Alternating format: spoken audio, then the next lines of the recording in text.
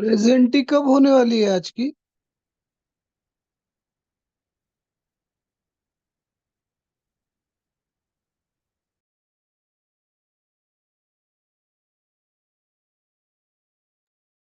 आज की प्रेजेंटी कब होने वाली है?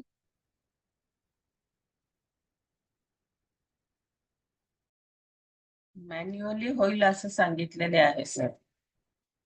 काय काय? मॅन्युअली होईल असं सांगितलेले आहे.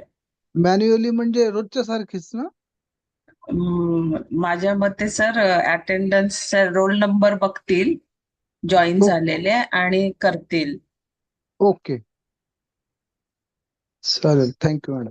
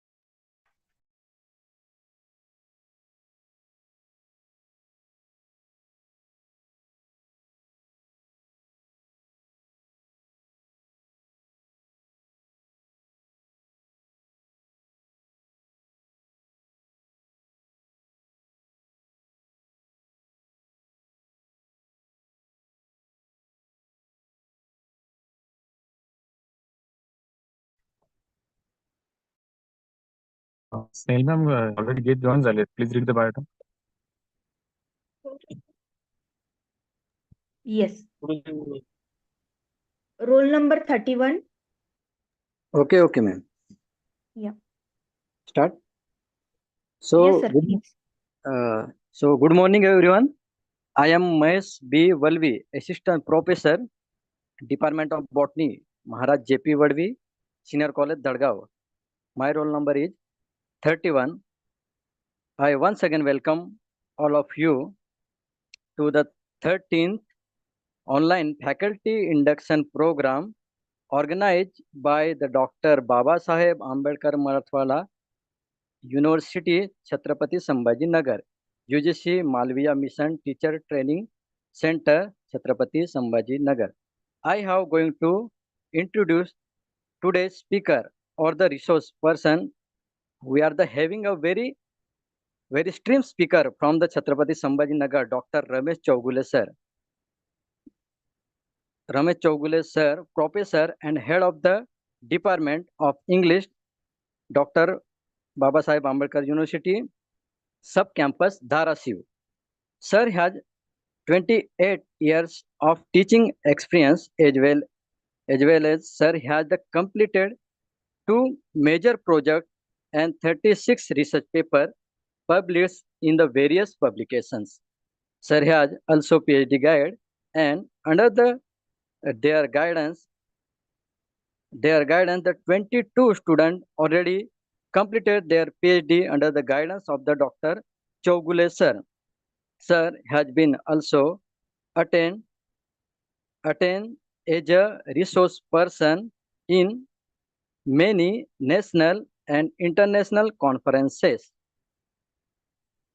Sir has been 33 research paper presented in various conferences and sir has the chairman of the board of study in English of the Dr. Baba Saheb Ambedkar Marathwada University, Chhatrapati Sambhaji Nagar.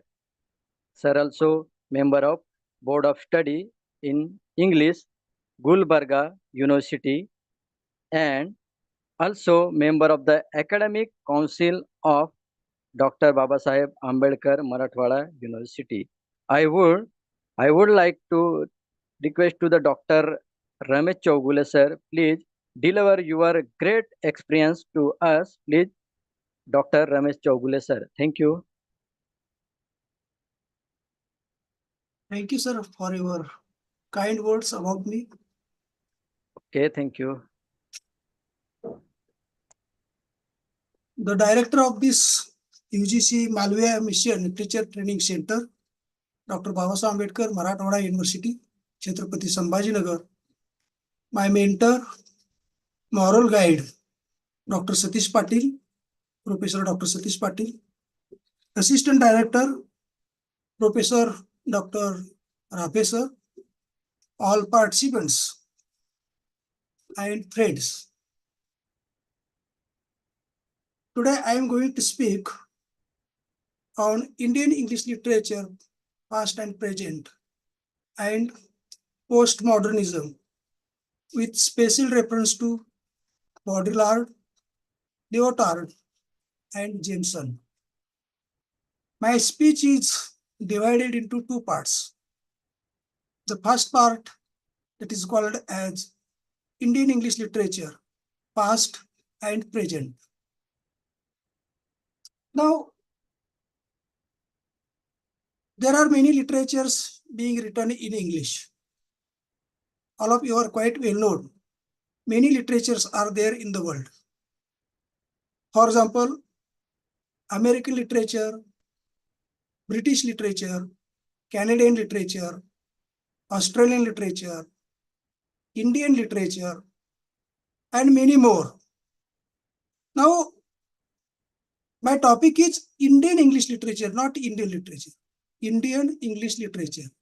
Then what is the difference between Indian English literature and this one that is called as Indian literature and American literature or British literature or Australian literature?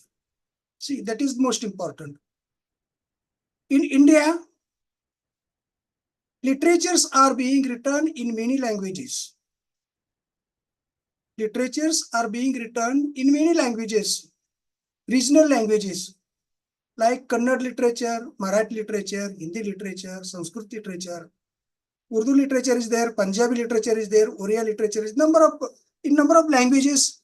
Indian literatures are being written, and that is why Sahitya Akademi has used the term Indian literature. That is many literatures under one term that is called as Indian literature.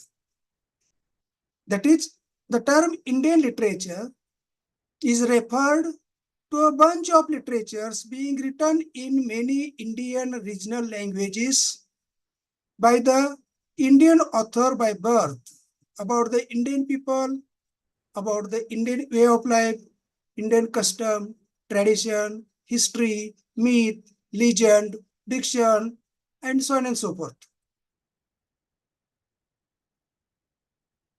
Now see, American literature, the word like English is not used in American literature, but in Indian English literature, this English term is used here. American literature term English is not used here. Why? Because only one language is being spoken in America, and that is why there is no need to use English in American literature or English in British literature or English in Australian literature. Because if you see in Australian literature, Canadian literature, American literature, you will come across that only one language has been used in these countries.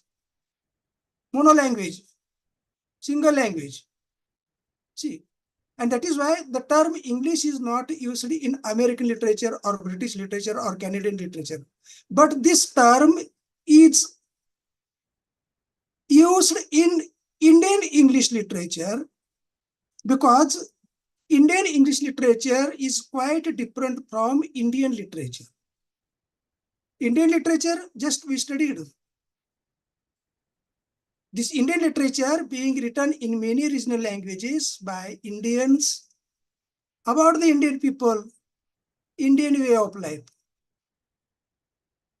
See, whereas Indian English literature, this is the most important term, gaining most importance at the international level also. Indian English literature is getting most important place, unique place at the international level. A recognition has been given to the Indian English literature at the international level by awarding various prizes, right, from the Booker Prize, Nobel Prize, and other prizes to the Indian English literature. And that is why it is the need of the time to understand what is Indian English literature. What was the past of that Indian English literature? The history of that Indian English literature. Who contributed to the rise and development of that Indian English literature? How that Indian English literature took birth and developed in India. See, which themes have been treated by the Indian authors in their writings in English? How many terms have been used by the various Indian critics and academicians to describe Indian English literature? Number of terms are being used to describe Indian English literature. See, Indian English literature,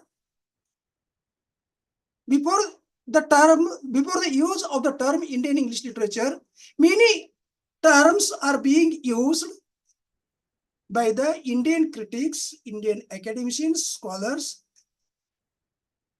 before the invention of the term Indian English literature. K.R.A. Srinivas Iyengar wrote a book called Indian Writing in English, published in 1972. 1972, K.R.S. Iyengar, Indian Writing in English. He has surveyed the birth of that Indian English literature right from the beginning till 1970, the rise and development of that Indian English literature, and how the critics, British scholars, British academicians and critics used to label that Indian writing in English or Indian English literature in different ways, using the different terms, having the different purposes and intentions. See here.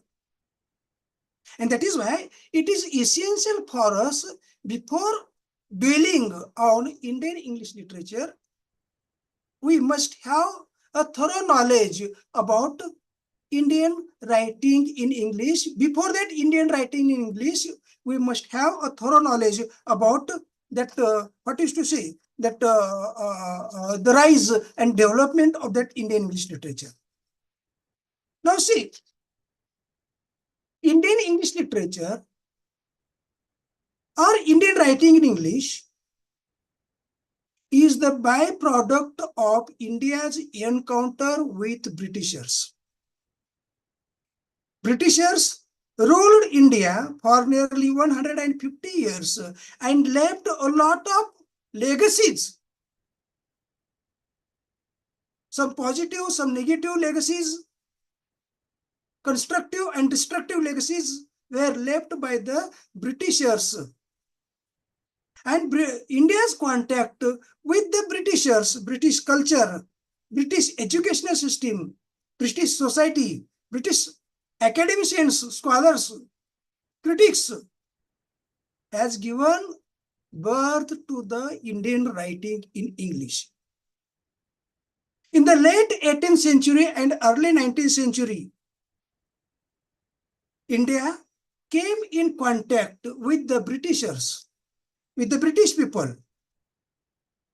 And India's contact with the British has been resulted with the shift in the thinking, ideologies, ideologies of the Indian people. Social, political, cultural encounter with the West. Social encounter with the West, cultural encounter with the West, political encounter with the West, resulted into new way of thinking, new way of, what is to say, that approaching the various issues in India. See here. And one of the most important result of the India's encounter with that Britishers or Britishers rule in India was the introduction of English language at the various universities in India and college level. See, English was introduced by the British people. To whom? To the universities, to the colleges. What was the need for the British people to introduce that English language? Certainly there was the intention, certainly there was the purpose behind the introduction of that English language. In India, the purpose was to create babus, the purpose was to create clerks, babus and clerks to assist the administration of the British people. That was the intention of that Britishers. See, that was the intention of that Britishers. 1 minute. See here. The intention of the British people was to educate the Indian people and get the benefit of their education in order to run British Empire, British rule in India smoothly. That was the intention. See, that was the intention. And educated Indians' response to the Western thought. What was the thought of that Western people? To educate Indian people in order to get assistance to run their administration in India smoothly. That was the thought of the British people, Western people. That was the thought of that Western people. But the educated Indians' response to the Western thought, to the Western literature, to the Western ideology was quite different here now. Why? Because educated Indians know that India having a diverse culture, India having a diverse language, multilingual country, having a multilingual country, and multicultural, multilingual. See, it was not possible all the people belonging to the diverse culture and different languages to come together and fight against the Britishers for the political freedom. It was not possible. Using their own languages. See, it was not possible for the Indian people to fight against the British people using the different languages and having different socio-cultural background. And hence, Indians adopted that English language as a weapon to bring all Indians under one umbrella. So that it was possible for the Indian people to fight against the British people, Britishers, Westerners for the freedom, for the political freedom. See, educated Indians examined the foundations of their own society and culture. Society was examined. The culture in India was at that time examined. And the weaknesses in their society were studied. The weaknesses in their culture were studied. And these weaknesses were addressed by the educated Indians in English language, so that all people, right from the Kanyakumari to Kashmir, they will come to know the various issues prevalent in India. See, that was the most important. Educated Indians not only examined foundations of their own culture, foundations of their own society, but also formulated certain proposals also. See, formulation of proposal for social, religious, cultural reforms. See, they wanted to bring reformation in society, in Indian religion, in Indian society, in Indian, see, in every field or in every walk of life. See, and that is why Indians recognized the value of that English language and started to express themselves in English language, so that not only Indians, but also the Westerners will come to know about their problems, about their issues, political issues, social issues, religious issues, cultural issues. That was the reason. And that is why the efforts undertaken by the Indian people during the freedom struggle, during the freedom struggle, that was the most important.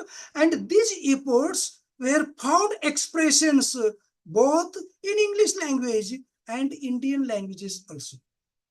Found expression in English language for the educated people, for the audience at the international level, and for the people living in India in other languages. See here, that is most important. And that is why from the mainstream of English literature,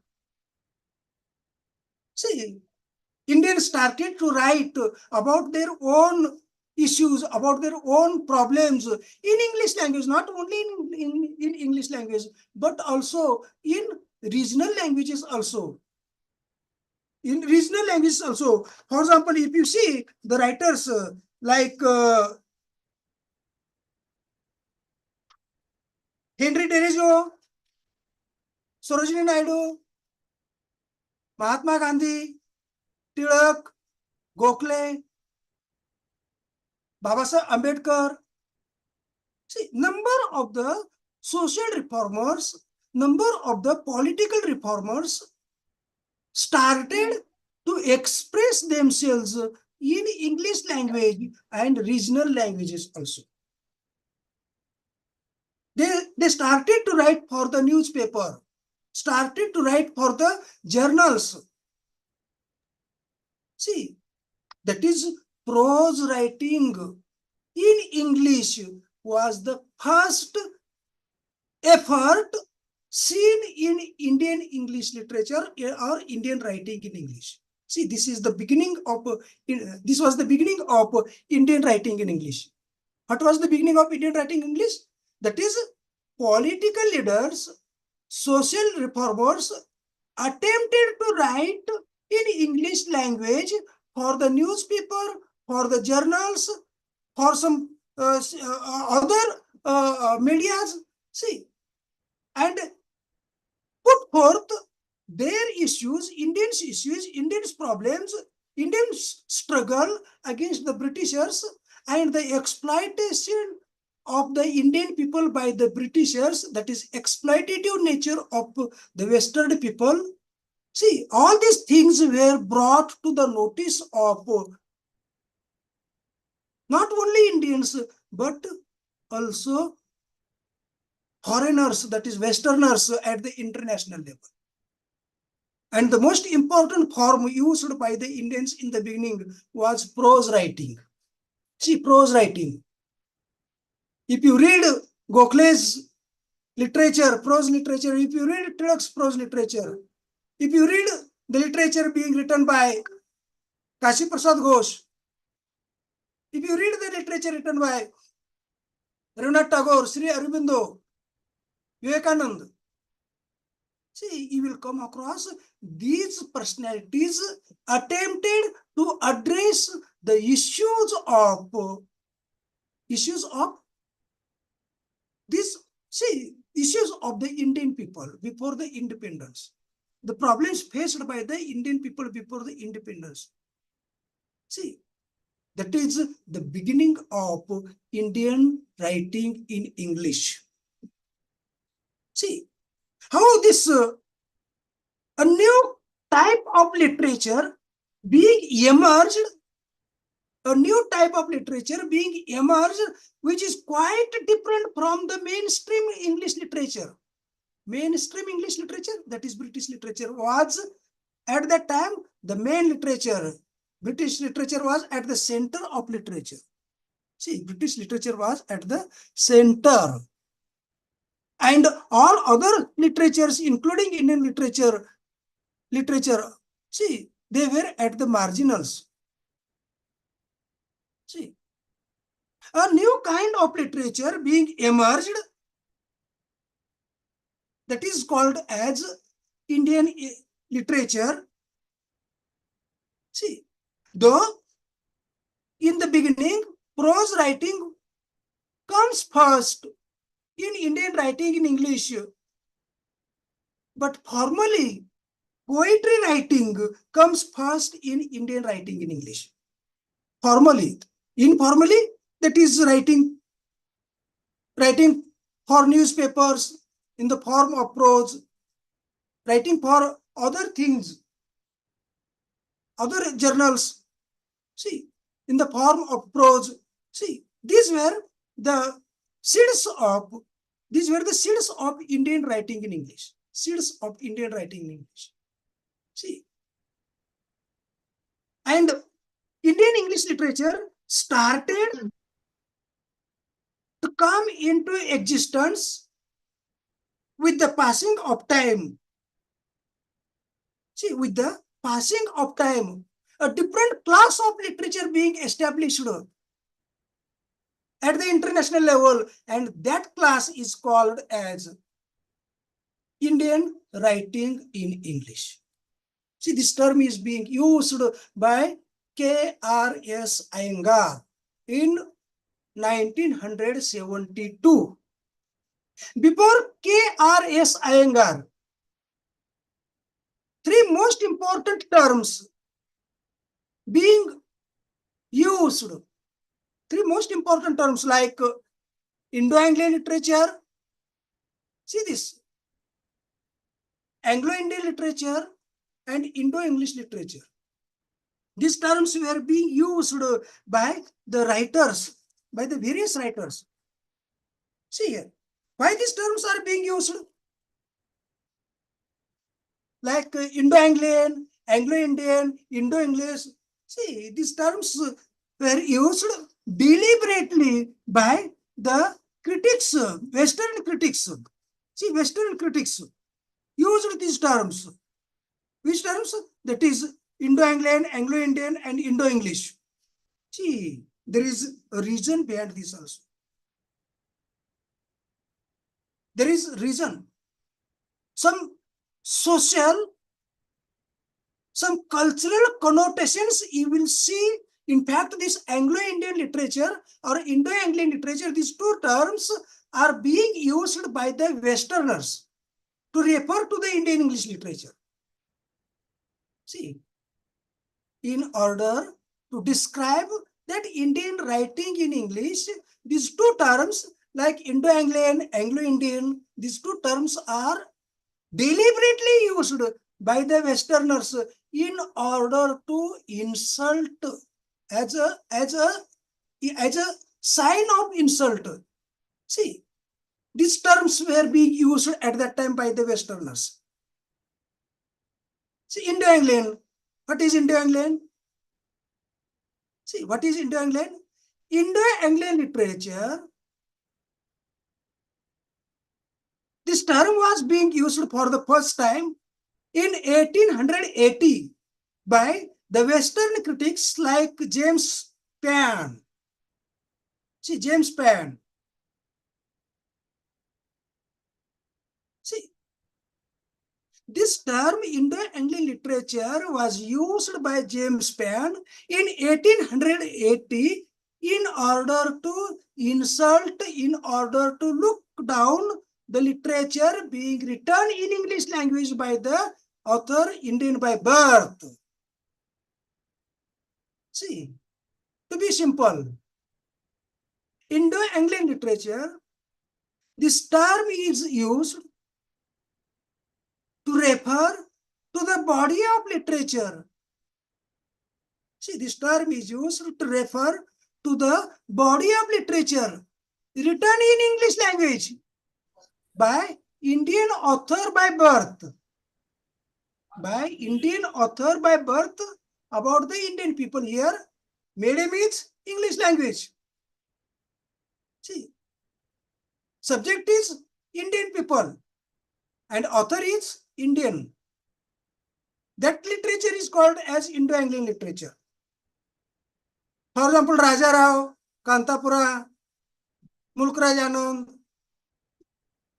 See, or if you take into account R.K. Narayan, number of writers are there who used to write in English language about the Indian people, Indian way of life, Indian custom, tradition, myth, legend, and history, and so on and so forth.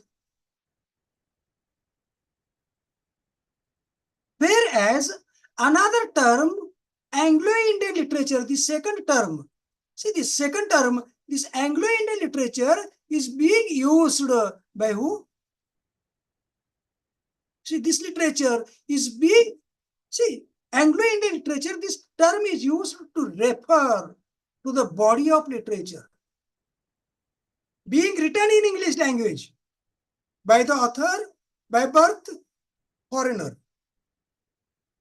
By the author by birth foreigner about the Indian people, about the Indian way of life, about the Indian custom, Indian traditions. Here, once again, the medium is English language, but the author is foreigner and subject content matter is Indian.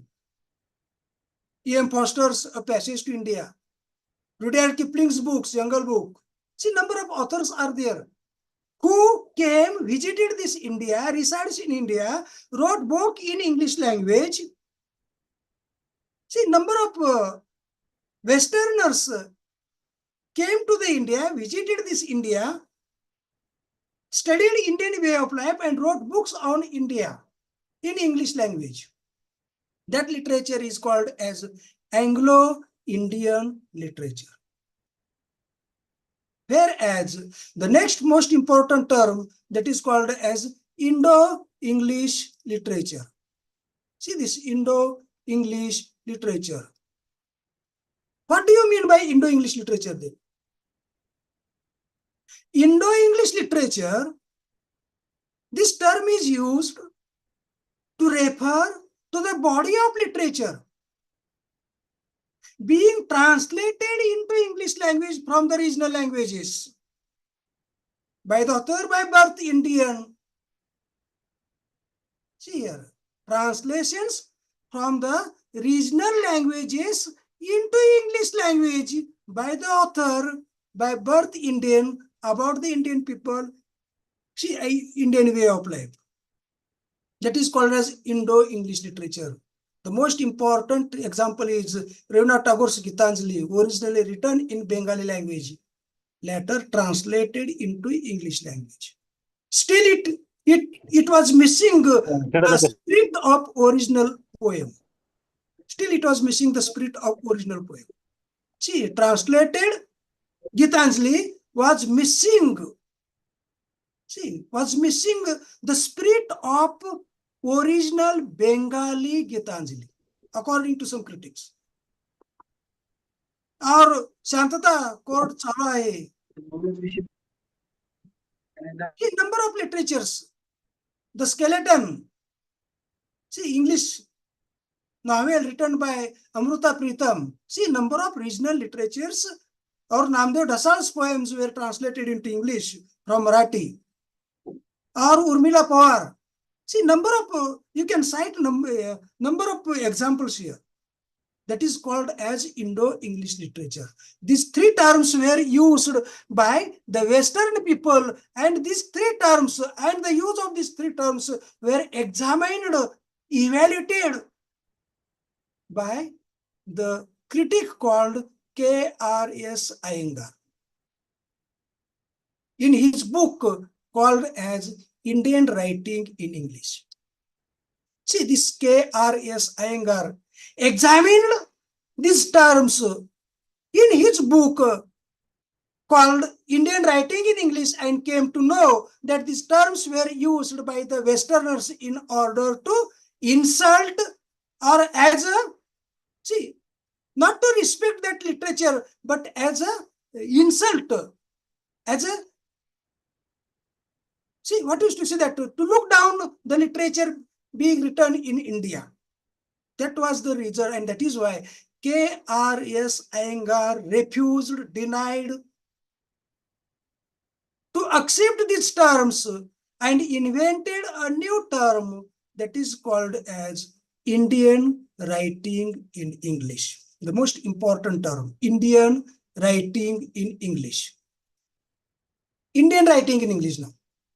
See, Indian Writing in English. This term was used for the first time by K.R.S. Iyengar, and Iyengar's book entitled Indian Writing in English, published in 1972, paved a way for, see, paved a way for that Indian English literature. Indian English literature. See here. Different critics, it is mentioned here also. G.P. Sharma, M.K. Naik, Sachidanand Mohanty, Dilip Chatterjee, Gayatri Chakravarti Spivak, and many more wrote number of the books. Even Indo-Anglian literature of book was being written by the number of the critics. Indo-Anglian literature. Deliberately, these terms were being used up to 1970 to describe a literature, but at the international level, what was our identity? Whether our identity was Indo-Anglian literature, Anglo-Indian literature, or Indo-English literature. a problem was faced at the international level by K.R.S. Iyengar, and in order to solve the problem, in order to overcome the problem, in order to refuse the various brands given by the Westerners to the Indian people as a mark of pejorative, as a mark of insult. See, a new term has been invented by the critic that is called as Indian writing in English. See, the term Indian writing in English is used by K.R.S. Iyengar to refer to the body of literature being either written in English language or written in or translated from the regional languages into the English language by the Indian author by birth, about the Indian people, about the Indian way of life, about the Indian custom, Indian tradition, and so on and so forth. See, and so on and so forth. That is, see here, how that Indian writing in English came into existence. Prose writing was the first. Prose writing for the newspaper.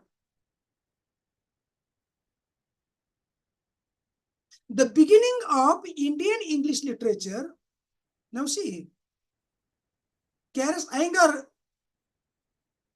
is not satisfied only with the change of or the refusal of these terms, but he has given a very comprehensive history of Indian English literature right from the beginning up to 1970 in his book called as Indian Writing in English. See here, in the beginning, Indian English literature, how was it? The beginning of Indian English literature was very imitative. Imitative. See here. Imitative. Who were the models for writing literature? Derivative, let me call it as. Indian writing in English was imitative, derivative, and for some Western critics, it was just a mere branch of huge tree. That huge tree is nothing but British. That huge tree is nothing but, yes? Any problem? No, sir. No, sir. No, sir. Mic open. Sorry, sir. See, Indian English literature, the beginning of Indian English literature was imitative, it was derivative. And for some Westerners, it was just a mere branch of English literature, not separate identity. See, separate identity was denied to the Indian writing in English in the very beginning. See here. In the 19th century, Henry Derejo, Kashi Prasad Gross, Sri Aurobindo, Sarojini Naidu, Arudat, Torudat, you heard these names, Torudat, Bankim Chandra Chatterjee was credited as a first Indian English novelist who wrote Rajmohan's wife in 1857. Rabindranath Tagore also. These writers attempted to write in English language about the Indian people using British model. Who were the models? Romantic writers were the models. Victorian writers were the models for these people. Romantic and Victorian writers. In a realistic mode and in a romantic mode, these writers attempted to write in English literature. Fakir of Jang Hira. See, a very short poem written by the Henry Derejo. Or if you see, Sarojini Naidu wrote one book And that book was given to whom? That book was given to Sir Edmund Goose. Sir Edmund Goose, that book was given for, that is manuscript of collection of poems were given to Sir Edmund Goose by Sarojini Naidu. See, we Indians used to describe that Sarojini Naidu as the Nightingale of India. But what was her experience in the beginning? Sarojini Naidu wrote a collection of books and handed over that collection of books in the form of manuscript, that is draft, to Sir Edmund Goose, a British author, critic, a British author and critic, 19th century, and asked him to read and edit these books, this book. See, sir, what was the response of the Sir Edmund Goose? Sir Edmund Goose asked that Sarojini Naidu. In the beginning, he just took that book and thrown into the dustbin and asked her to go back to the India, live among the Indian people, study Indian way of life, Indian custom, Indian history, and write on Indian people in your own way, style.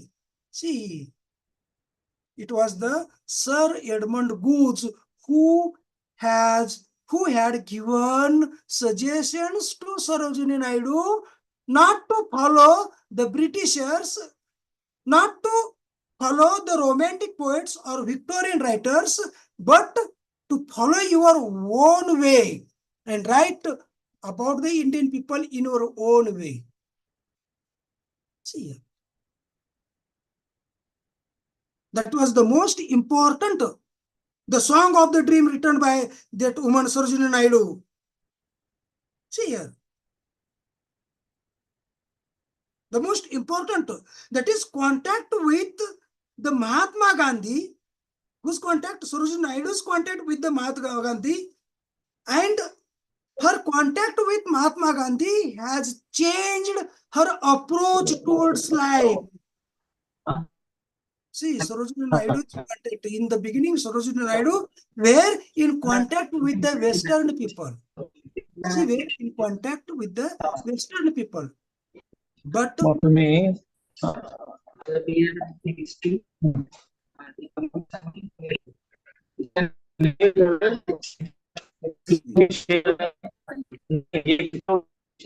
it is creating disturbances here. Who is speaking? Who is speaking? Any problem, sir?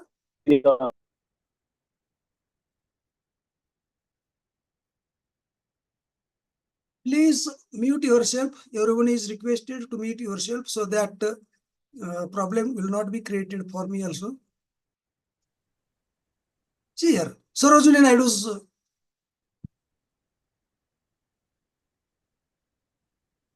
contact with the Mahatma Gandhi changed her approach towards life entirely. Instead of romanticizing life, she started to write on realistic. See here, that was the most important change brought in the, see, if you take into account the writers like 4 women novelists, who were these 4 women novelists who were the most important, who prepared a way for Indian feminism also. 4 women novelists. No doubt, as I told you, that Bankim Chatterjee was credited as the first Indian English novelist who wrote that Rajmohan's life, Rajmohan's wife. See, Rajmohan's wife. In fact, Bankim Chatterjee is also credited as a first Indian feminist writer also. First Indian feminist writer. The seeds of Indian feminism you will come across in the writings of early Indian English novelists. One is most important, Bankim Chatterjee's Rajmohan's wife, Kamla's or submissive nature of Indian woman. exploitation meted to the Indian woman in the name of tradition, her suffering. See, there was no voice of that unsung voice of the woman was sung by Bankim Chandra Chatterjee in his novel that is called as Raj Mohan's Wife. And after Bankim Chandra Chatterjee, we have four most important writers. See, one is Swarnlata Ghoshal, wrote Kamla in 1834. Second is Krupabai Satyanandan. Third is Turudat. Turudat's Bianca wrote in 1878. And Sevantibai Nikambe's Ratnabai wrote in 1895. See these four women novelists.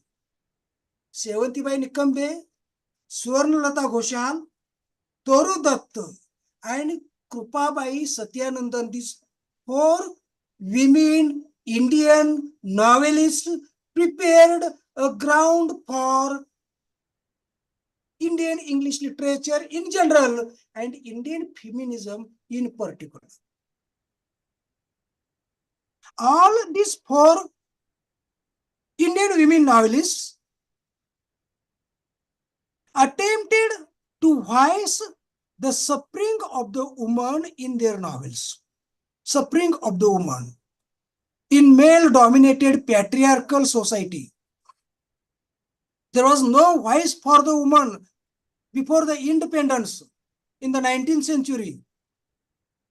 See, that's sati system, dowry system, exploitation, suffering, psychological depression of that woman. All these were treated by this writer that is called as these four Indian women novelists.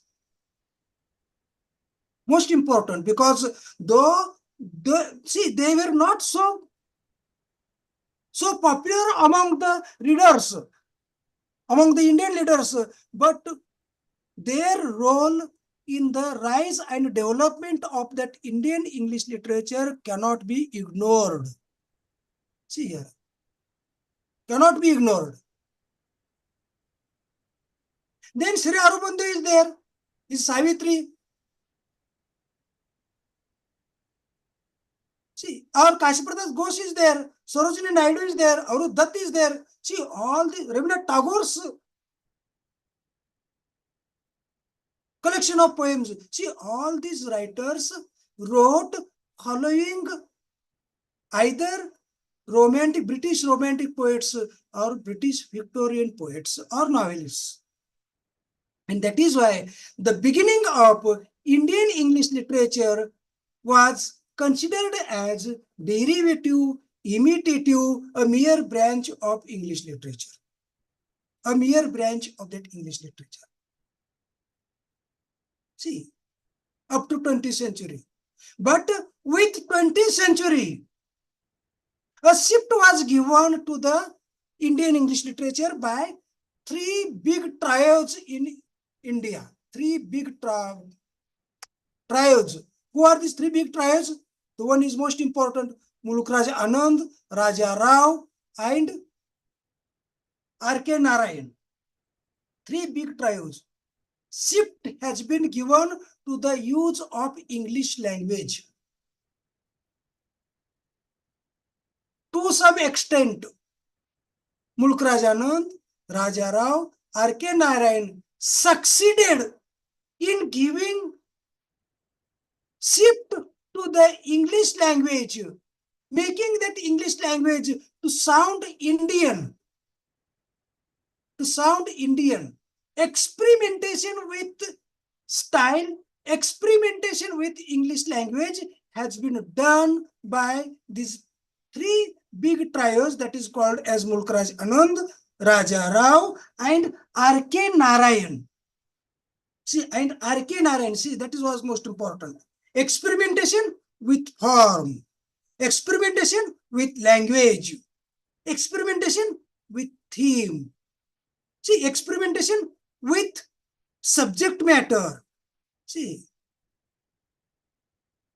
And if you read Raja Rao's Kantapura, preface to Kantapura, see, a preface is added to Kantapura by the Indian novelist that is called as Raja Rao, in which he made clear why he has used that English language in this way. His intention was to remove the doubts in the mind of the audience about the use of English language in his Kantapura. Refused to follow the Britishers in the use of English language. For the first time, this was done by Raja Rao, Mulkraj Anand, and R.K. Narayan in their respective novels. Experimentation with English language. See, what kind of experimentation with English language was being done by these writers? See here, the most important, that is the use of regional languages regional words as they are in English language. See, the most important characteristic feature of Indian English language, that is the use of regional words from the regional languages into English language. See here, Prime Minister Narendra Modi was gherao yesterday. Was gherao. It's a Hindi word being used in English language at it is because it appeals to our mind. It appeals to our brain. It appeals to our heart rather than using English word. Number of words from the regional languages like Kannada, Marathi, Hindi, Urdu, Telugu were being used in the early 20th century. The intention was to sound that English language more Indian rather than British. See here, there was no suitable word found in English language for certain words being used in India. Jalebi.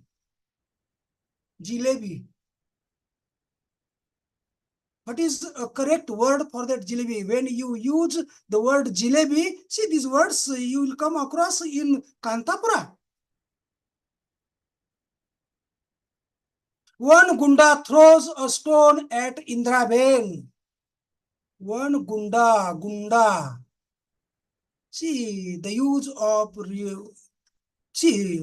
from the regional language.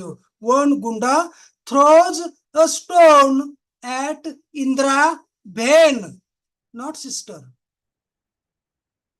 If you say one terrorist throws a stone at Indra's sister, see, compare these two sentences and see which sentence appeals more to your mind.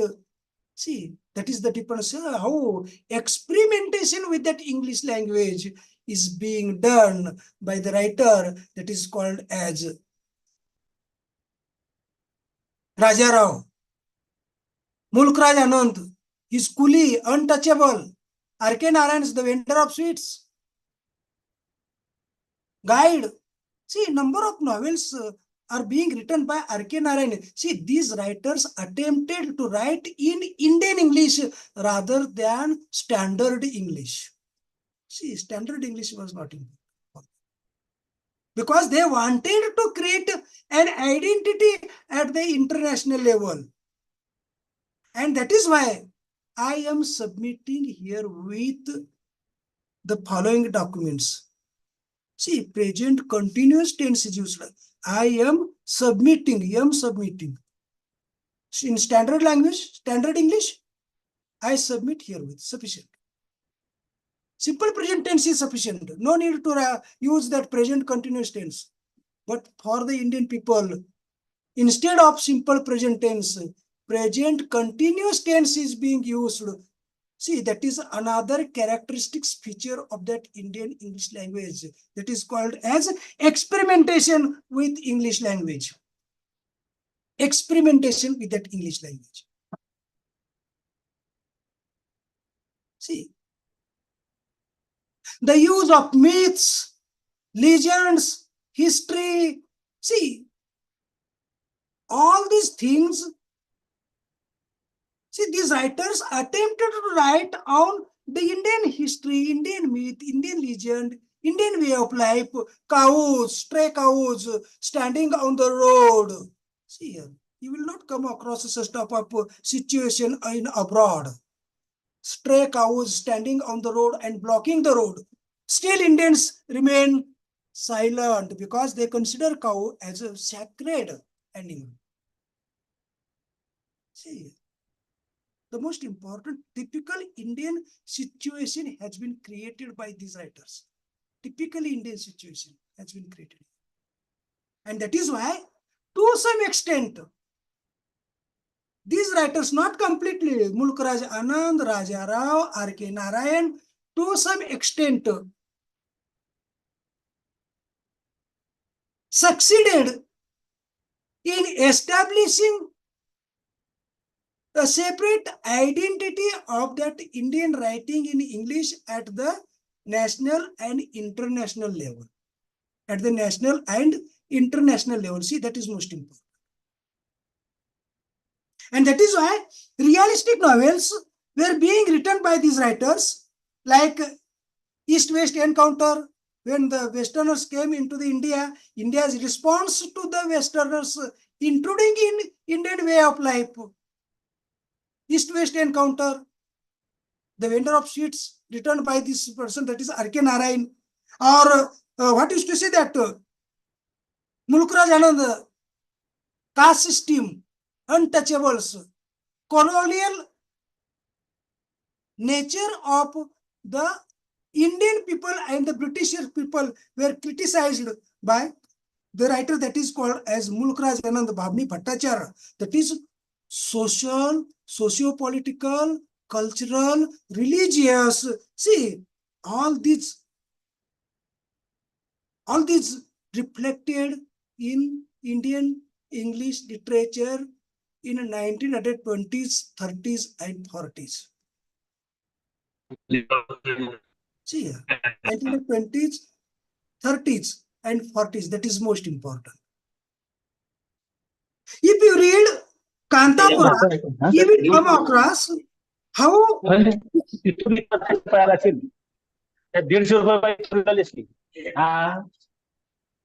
Document आणलं EBC ID म्हणून एक upload करण्यात येईल sir त्या आधार please.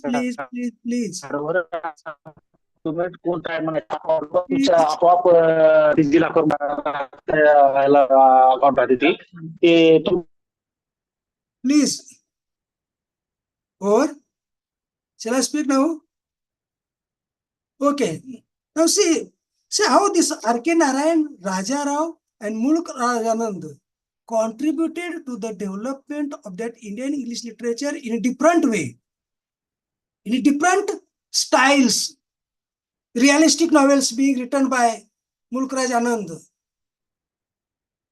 whereas Purana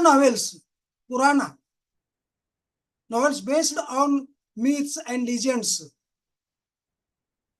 Kantapura, written by Raja Rao. So Raja Rao, right? And ironic and humor. See, ironic novels having humor, laughter. See here. That is laughter, humor, irony, realism, the attached to the legend, myths. All these are the most important contribution to the development of that Indian English literature. Now, with the independence of that India, see, with the independence of that India, that is post-independence, Indian English literature spreads in different directions with different values, different, what used to say, that subject matter and so on and so forth. Different viewpoints. See, the partition of that united India into India and Pakistan, the partition of that united India into Bharat and Pakistan has given birth to the another kind of literature in India that is called as partition literature. Partition literature, most important. Partition literature. All of you are quite familiar with Gadar, the most important film based on Khushwant Singh's train to Pakistan. See, नाही मास्तर. मला जास्त करायचं.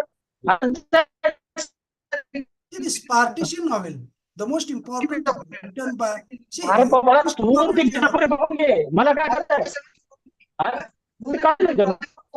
हा, बरं. हा, प्रश्न. हा. कशाला बोलायला? दुसरं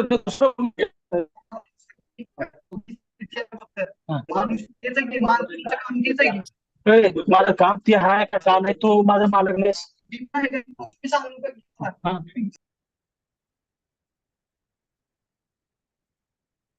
See, partition novel, the most important genre in Indian English literature. Writers like Khushwant Singh, Manohar Malgaonkar, हा. Iman Nahal, and Atiya Hussain. See, these four writers wrote novels on the horrific nature of the partition of that united India into India and Pakistan. Horrific nature, horror, नाही terror, तिने destruction. हवा दिलेला आहे. नाही Horror, terror, destruction, murder, killing, looting, arson. See, all these are the characteristics feature of that partition novel. See, partition novel. Hey sir तिला phone number hi sir Roll number 9 is asked to meet himself or herself. Roll number 9. Roll number 9. अजून नाही Ramesh sir, नाही ते आता Ramesh sir, Ramesh sir, this roll number 9 is not a problem. See here, this partition novel, the most important genre of Indian English literature, where you will come across this Khushwant Singh wrote a novel, a train to Pakistan. Train was loaded with corpses and dispatched to the Pakistan, and same thing was also happened with the Indian train. But even within this violence, you will see there is the victory of love.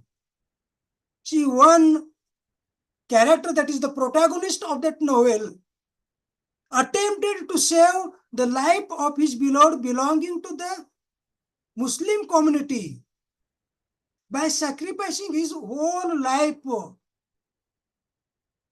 See here, love survives even among the violence.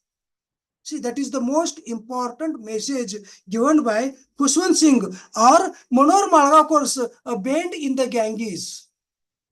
A Bend in the Ganges, Ganga. See here, the title itself is indicative of the result of that partition of that united India into Pakistan, or Chaman Nahal's Azadi and Atiya Hussain's Sunlight on a Broken Column. Sunlight on a Broken Column. See, these are the most important novels, partition novels being written on the partition of that united India into Pakistan and India. And the result, in 1947, August 1947, the situation on both sides of these countries, two countries, is revealed by these writers that is called as partition novelists. I think I have spent 1 hour and 15 minutes. We will discuss 15 minutes now. And after that, we will continue another session. Hello? Hello? Okay, sir. Okay. ठीक है.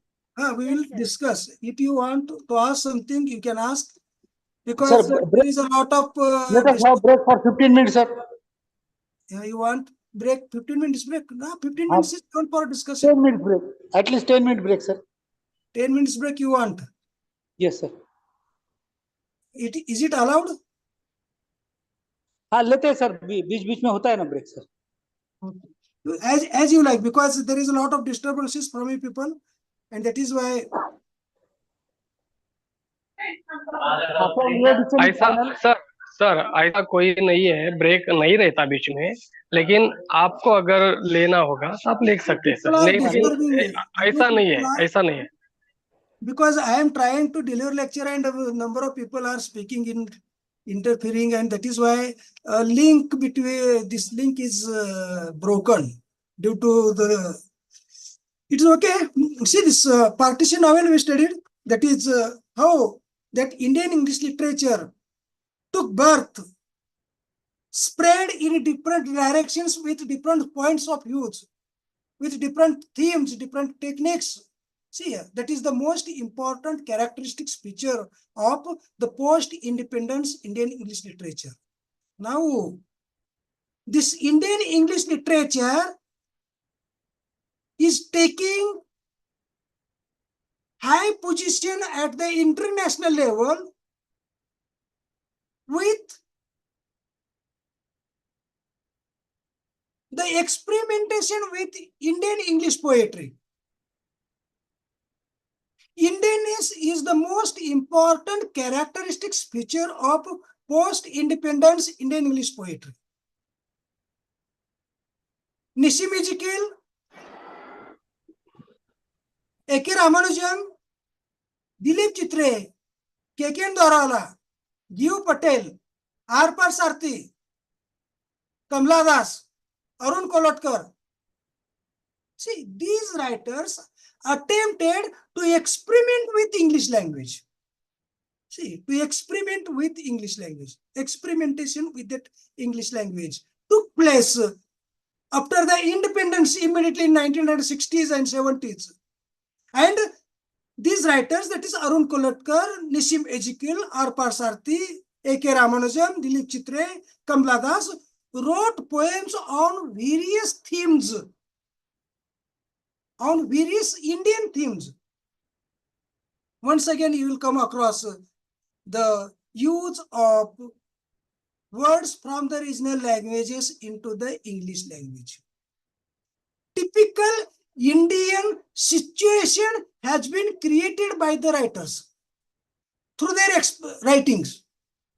Typical Indian situation. If you read A Goodbye Party for Miss Puspa T.S., a poem written by Nishim Ezekiel. A Goodbye Party for Miss Puspa T.S. A party is being hosted by the neighbors of Miss Puspa in order to bid a goodbye for her foreign tour. And Miss Puspa is smiling and smiling and smiling. She is saying no to everyone. See, these two lines are most important. Miss Puspa is smiling and smiling and smiling. See, typical Indian situation is created here. For the Britishers, Miss Puspa smiles sufficient. But here, what is written by the writer, that is Nishim Ezekiel, Miss Puspa is smiling and smiling and smiling. Typical Indian situation is created here. Repetition of smiling, present continuous tense instead of simple present tense used by the writer, that is Nishim Ezekiel. That is in order to separate that Indian English literature from the British literature, and experimentation has been done by these writers. If you read Night, Scorpion at a Night, Scorpion at a Night, Scorpion, typical Indian motherhood is presented here. See, a mother is, it is raining. It rains heavily. Storm everywhere. There was no light at all in the village. And during the night, a scorpion was stung to the mother. Mother awakened from her sleep and thanked God, oh God, thank you very much for sparing my children. See, typically it happened only in India, not in abroad. Mother is expressing her gratitude towards the God for sparing the children and allowing herself as a prey to that scorpion. You will not come across this situation in abroad. It happened only in India. Mother is ready to sacrifice her life for her children. See, the villagers gathered there like a swarms. See, villagers gatherings like a swarms in order to see that mother with lanterns in their hand. See, villagers gathering. Some people are chanting in order to reduce the poison of that scorpion. See, typical Indian situation has been created by the writer that is called as this Nisim Ezekiel in his poem that is called as, that is Indianness you will see. Indianness, it is not only seen in the treatment of theme, in the treatment of subject matter, but also in the use of language, in the use of diction, in the use of myths, in the use of images, in the use of history.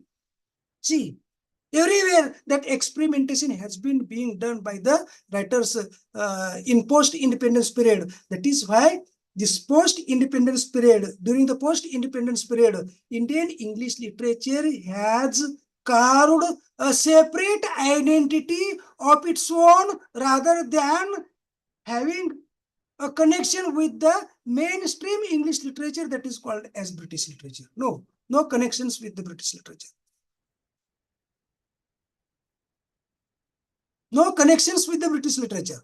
Now, separate identity has been established at the international level by the writers, by writing in their own language, that is Indian language, about the Indian people, Indian way of life, Indian custom, Indian history, Indian myth, Indian legend, and so on and so forth.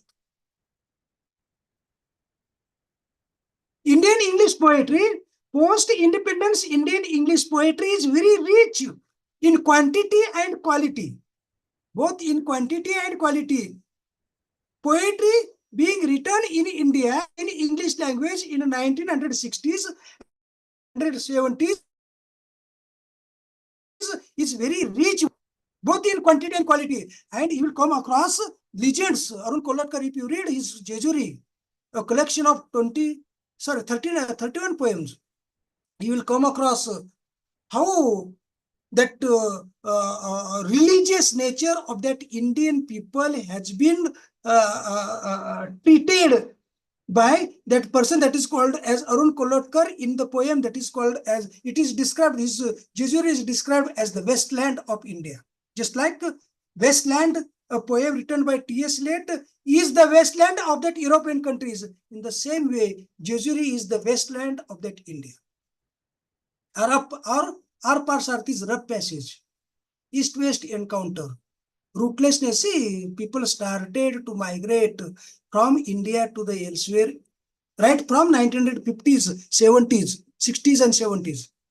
And India is migrating to some another country, settling in some another country, and feeling rootlessness in that another country is recorded by the writer that is called as R. Parsarthi in his poem that is called as Rough Passage. See, the title itself is Rough Passage. Passage, that is journey. Passage means journey, rough journey. Journey of that Indians in abroad, that is America. And his attempt to settle in America, his attempt to reconcile with the American way of life, and the futility is the result of his attempt to reconcile with that America is reflected in the poem that is called as Rough Passage. See, Rough Passage. Or Kamala Das.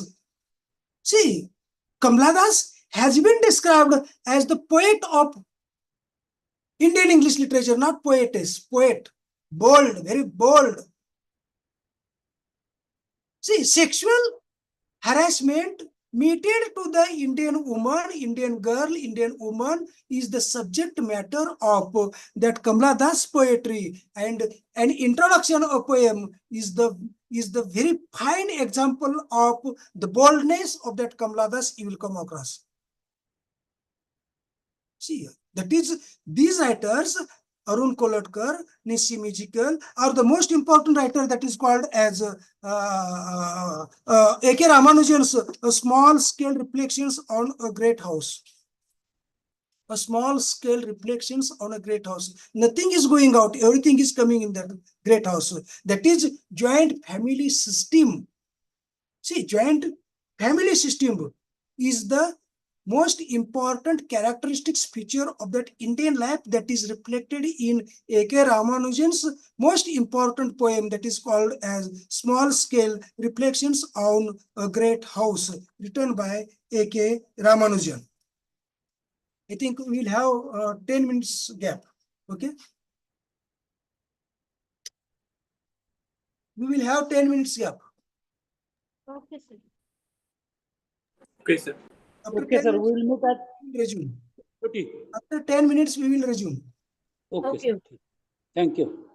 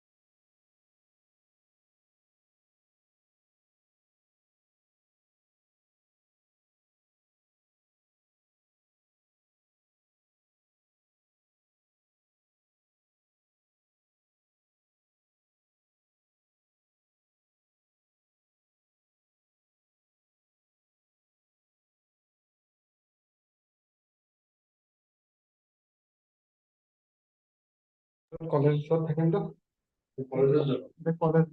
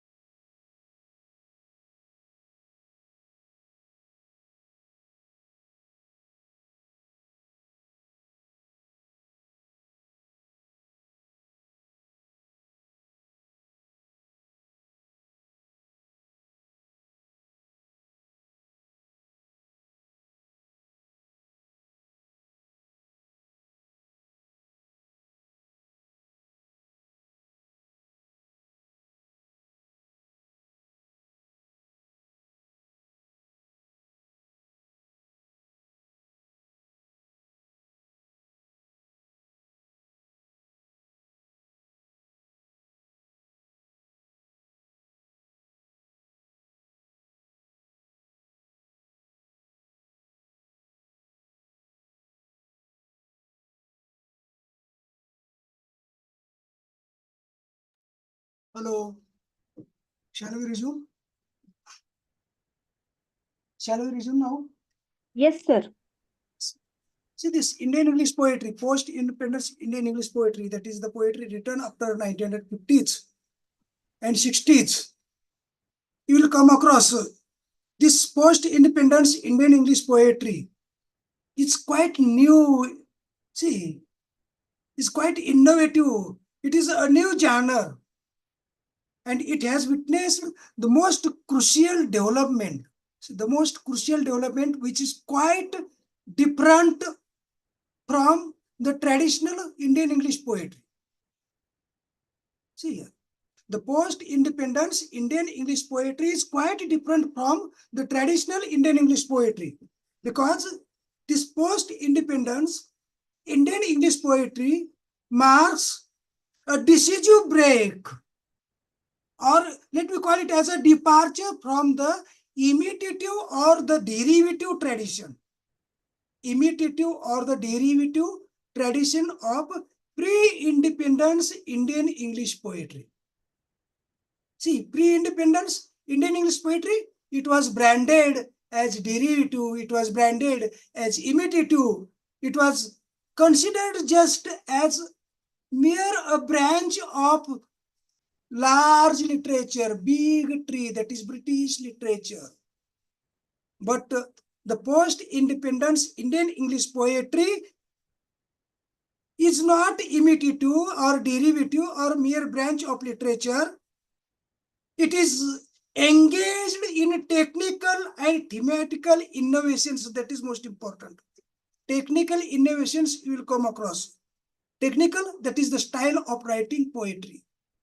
And thematic, that is the subject matter being treated in the poetry. That is why it is considered as rich in content. It is rich in form also. See, that is most important. No doubt, the conflict between tradition and modernity is the most important characteristic feature of that post-independence Indian English literature. See here, conflict between tradition and modernity. If you read all about H. Hatter by G.V. Desani, all about H. Hatter by G.V. Desani. See how the conflict between tradition and modernity is represented by the novelist in the 1950s, that is G.V. Desani in this novel, or rough passage written by a poem written by R. Parsarthi. See this conflict between tradition and modernity at different levels, at different spheres, at social level, at cultural level, at national level, at cosmopolitan level. See, it is evident in the works of post-independence Indian English poets and novelists. See, it is seen. See, that is most important. Having freed from themselves, see, these writers immediately writing after the independence, the writers like R. Parsarthi, Nissim Ejikal, Arun Kolatkar, R. Parsarthi, A.K. Ramanujan, Dilip Chitre, see, Kamla Das, K.K. Darwala, all the Jayant Mahapatra, the novelists like G.V. Desani. See, all these writers not only attempted, but succeeded to free themselves from the clutches of Englishness. See, from the clutches, from the chains of that Englishness. See, freed themselves from the English culture, English tradition, English way of life, English thinking, English talk, English subject matter. See, and these writers have started writing in tune with their age. In tune with their age. The demand of that post-independence era was quite different from the demands of the pre-independence era. And that is why the rise of that the rise of the different trends in Indian English literature is the most important development here now. See, political novel was being written during 1960s and 70s. Nayantara Sahgal, Manohar Malgavkar. If you read Manohar Malgavkar's The Princess, the most important novel written by Manohar Malgavkar, The Princess. Nehruism and Nehru's politics has been criticized by the writer, that is Manohar Malgavkar, in the novel called as The Princess. Whereas Nayantara Sahgal's Storm in Chandigarh, that is the partition of that united Chandigarh into Chandigarh and Punjab, and the result of that partition was criticized by that Nayantara Sahgal, and who were responsible for this partition. That was also criticized by Nayantara Sahgal in her novels, that is called as Storm in Chandigarh. See, a political novel. See how that Indian English literature spreads in different directions with different viewpoints and themes, techniques, style. See here, all these things you will come across. At the same time, most of the Indian English authors, see, like Bhavani Bhattacharya, Ruth Prahar Jhabola, Kamla Markandeya, Anita Desai, Arvind Adiga, Upmani Chatterjee, they were conscious about the Indian people, Indian way of life. And these writers attempted to portray that India realistically, that is realistic novel. Social realism, social problems handled by Bhavani Bhattacharya, Rup Prahar Jhabola. See, social problems. See, social problems were treated by these writers in their respective novels, and that is why two types of novelists you will come across now. Two types of authors in India you will come across. One type is the novelists who prefer to live in India and write about the Indian people. And another type is the novelists who prefer to migrate and settle elsewhere outside the India and write about the Indian people. See, these two types of novelists in India you will come across. See, two types of novelists. One is the novelists or the authors prefer to live in India and write novels on Indian people, Indian way of life.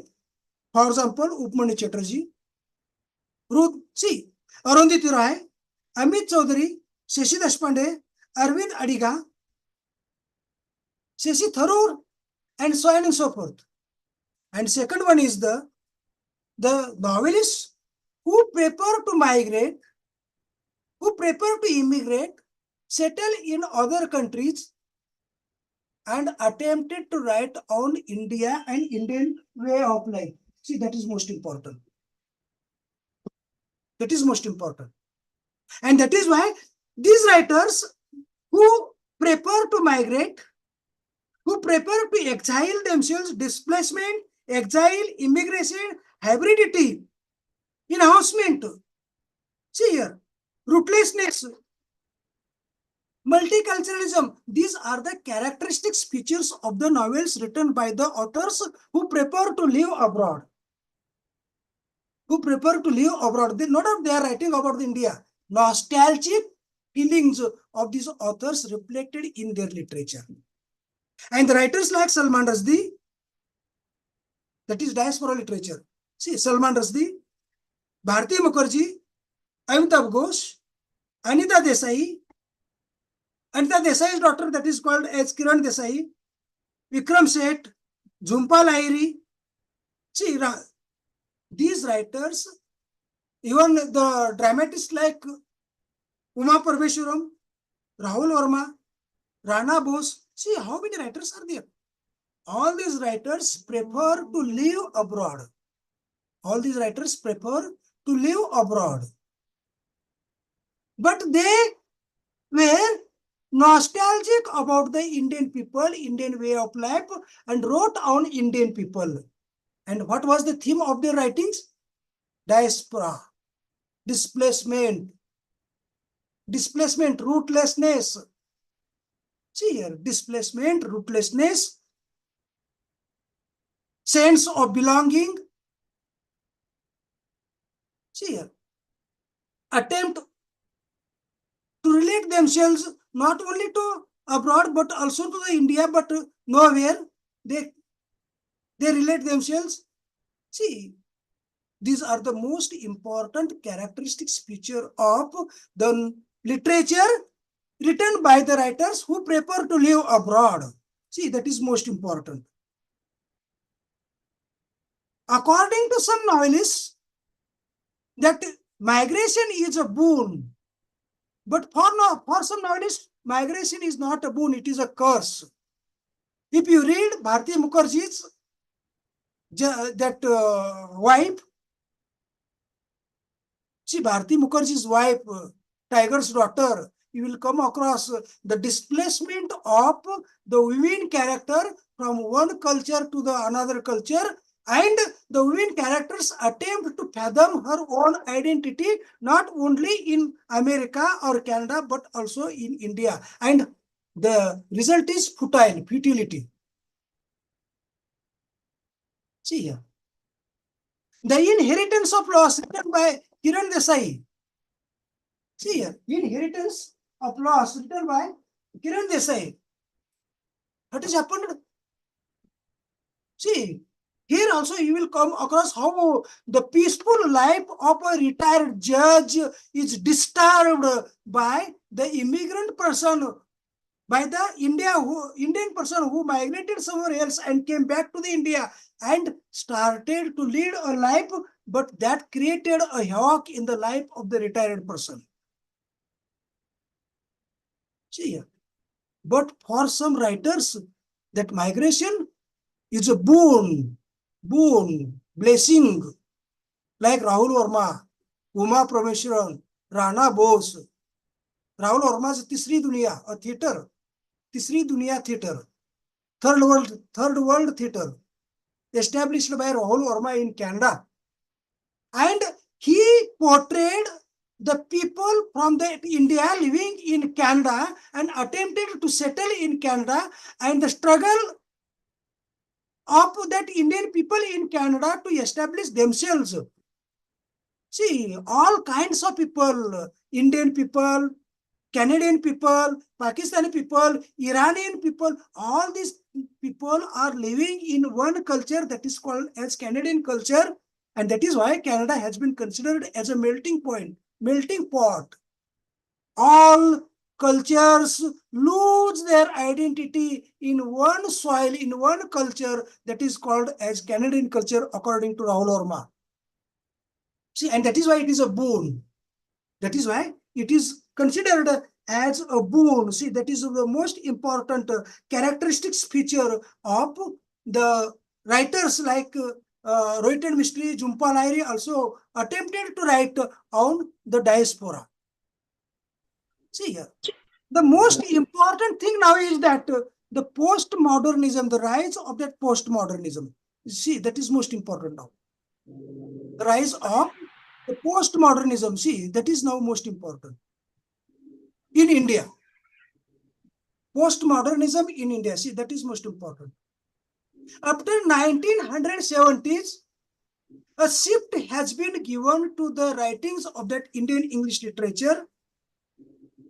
And the writers like Arundhati Roy, Shashi Tharoor, Kiran Desai, Arvind Adiga attempted to write in the postmodern way. Then what is postmodernism? See, that is most important. See, what is postmodernism? What do you think of that postmodernism? See, that is the most important development in Indian English literature. No doubt that diaspora also comes in postmodernism. See, postmodernism is an attitude. See, it is an attitude. See, the postmodernism is just an attitude. It is used both in literature and cultural theory. Literary theory and cultural theory, this postmodernism is being used. A historical period, what comes after modernism is called as postmodernism. See, what comes after modernism is called as postmodernism. That is period, historical era. It is described as historical era. See here, late 20th century, late capitalism, a period after 1970s, a latest phase in the broad evolution of capitalist economy and culture. See, a latest phase in the broad evolution of capital economy and culture, that is called as postmodernity. See the difference between postmodernity and postmodernism. Postmodernism, that is called as attitude. Postmodern, that is historical era. And postmodernity, that is late 17th century. Late capitalist economy and late capitalist culture. Then what is the exact date of that postmodernism? Beginning of that postmodernism. We cannot predict the exact date of that postmodernism, and even a single definition of that postmodernism is not possible due to the diverse attitude, due to the diverse approaches, due to the diverse shifts given to the ideologies, given to the culture, given to the industry by the different critics. And that is why a single definition of that postmodernism is not possible. See, as a reaction to modernism and as a reaction to the Marxism, postmodernism emerges here. It is just social and economical order of post-industrialism. Social and economical order. Social and economic order of post-industrialism is responsible for what? For the change in culture. Change in culture was being seen in 1950s and 60s. Who is responsible? Social order, economic order. Social and economic order of post-industrialism. Now, what is industrialism? That is most important. What is industrialism? That is most important. In industrialism, during the 1920s, 30s, and 40s, production was most important. Society was most important. Production and society was most important in the 1920s. During the Fordism period, Ford company used to produce Ford motors for the selected people. There was no differentiation. Only production was being done by the people living together. For some people, Fordism. See here. And that Fordism has been changed. Fordism, that is industrialism. A shift in the attitude of that industrialism has been seen after the 1950s, after the 1960s and 70s. See, that is most important. That is most important. Production of goods has been replaced by the service sector. By the service sectors. See, that is most important. Consumerist society, consumerist society plays the most important role in post-industrial society. Consumerist society. See, now we are the consumerist. We are consuming everything. Culture. Every culture we are consuming. Whatever is consumed by the consumers has been provided by the service providers. Not the companies, production companies. Production companies were declined after 1950s. and a rise in the service sector has been witnessed. And if you read today's newspaper, you will come across that this company has established its service sector in 165 countries. See, 165 countries. This company has established its service sectors. See here. Knowledge is most important. Knowledge is powerful. Commodity is not important. Money, wealth is not important. See, commodity is replaced by the knowledge. And that is why technology plays the most important role in post-industrial society. See here, technology plays the most important role in the post-industrial society. This socio-economic order of 1950s up to the 1950s, socio-economic order up to the 1950s, that is production, most important, society, another important factor, consumer not important at that time. See, knowledge not important, service not important in 1920s and 30s.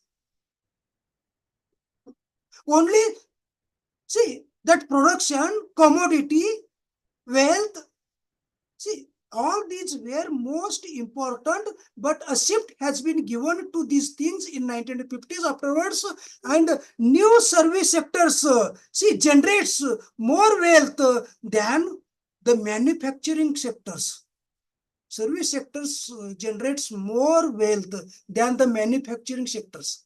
See, it is most important. If you read today's newspaper, you will come across that TIS has a profit of 20,000 crore rupees within 3 months. What TIS has done? Only provided service to the various countries. See here, providing service to the various countries by the Indian company called TIS, TISS. See here, earns thousands of crore rupees, and that was more than the production of the goods, production of commodities. See here, what is this? That is, we are moving from society to consumers. We are moving from, see here, goods, commodity to the service sector. See, commodity to the service sector. The economy of the world has undergone a transition from a production of goods to the provision, or what is to say called, to the provision of services. See, economy has undergone a change, a shift from the production of goods to the provision of services. See, that is most important.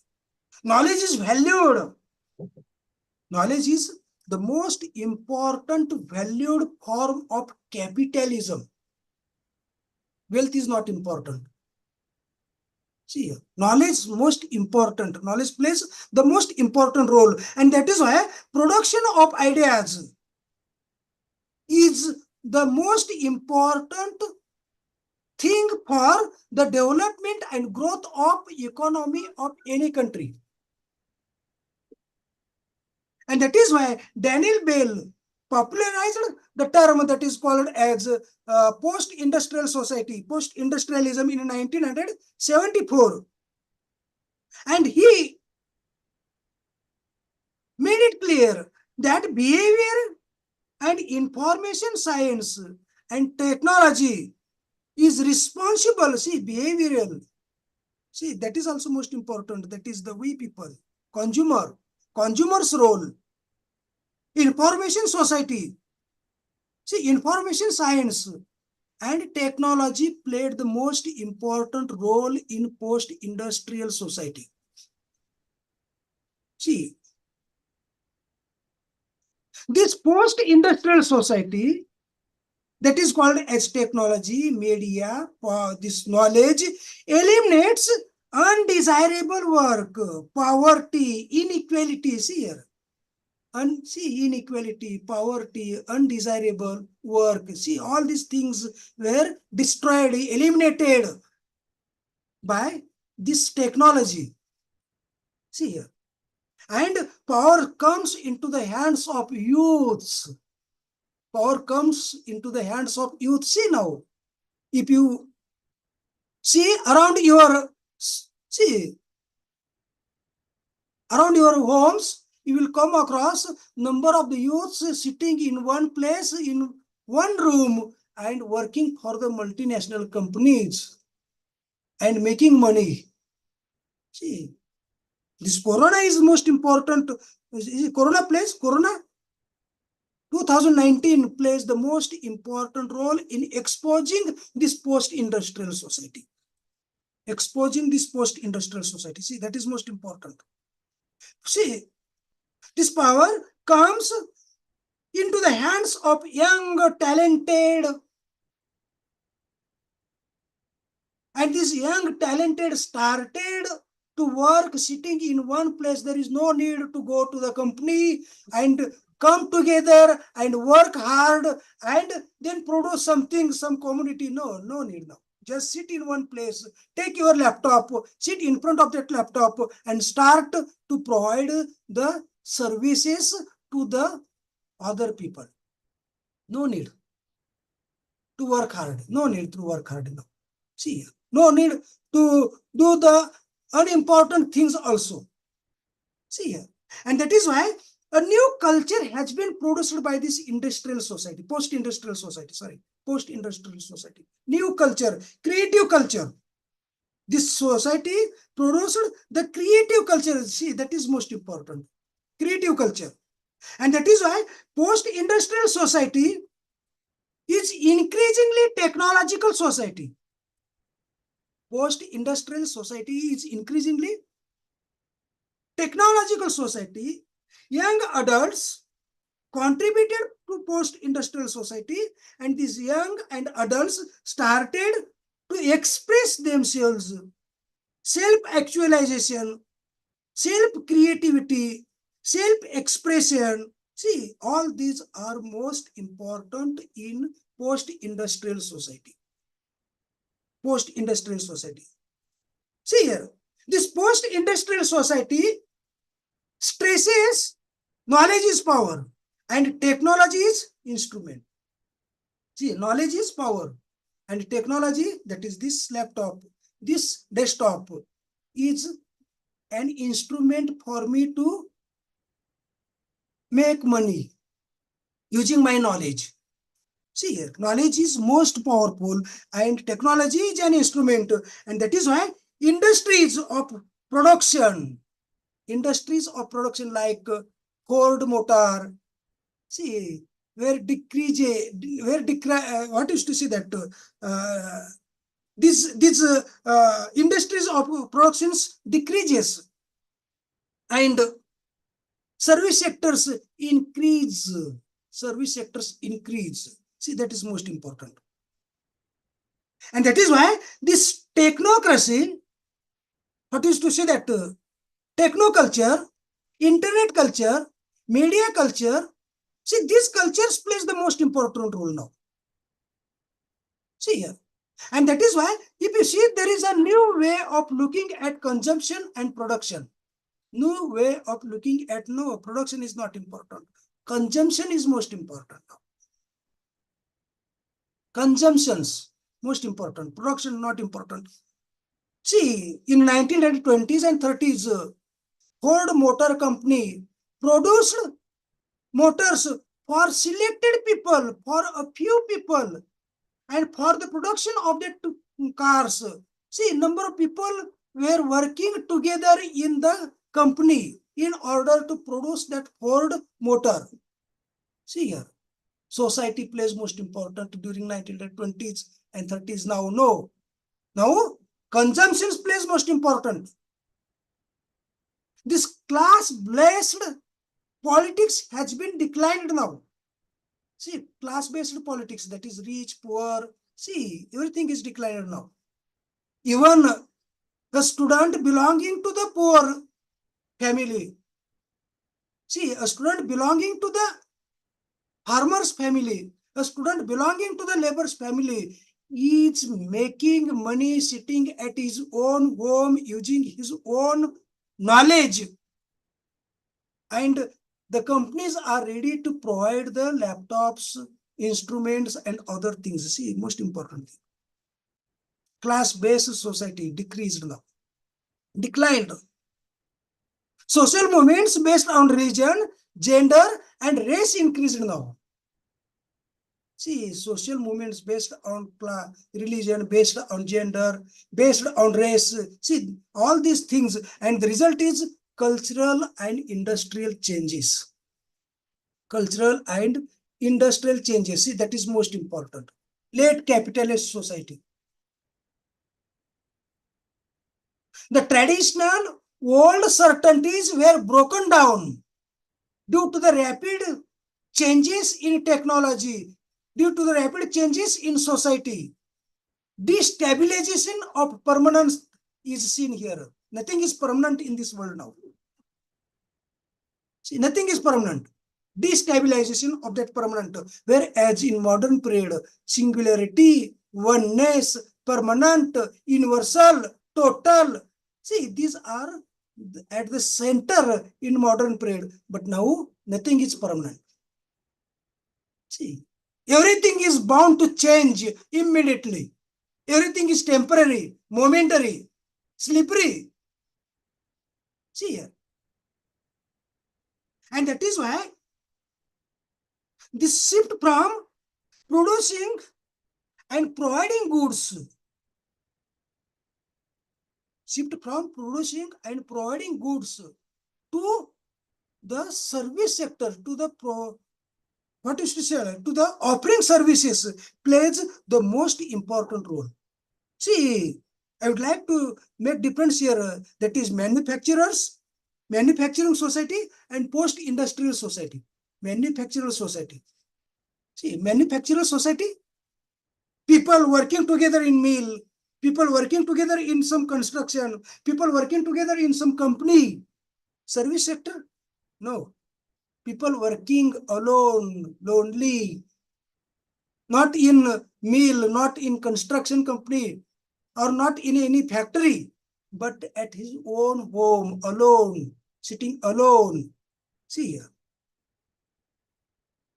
This post-industrial society, in the post-industrial society, technology, information, and services play most important role rather than, see, the workers, rather than the goods, rather than the commodities.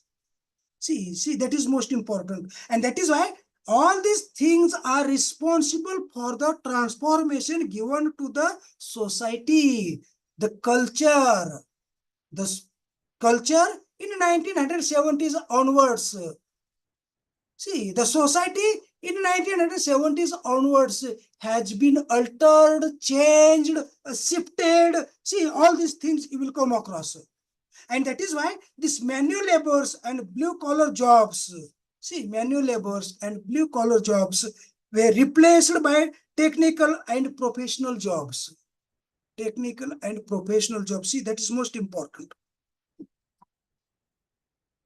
The difference between modernism and postmodernism. Shift from practical knowledge to the technical knowledge has been seen now. Practical knowledge is not important. Technical knowledge is most important. Focus on new technology, focus on new technology, need has been created.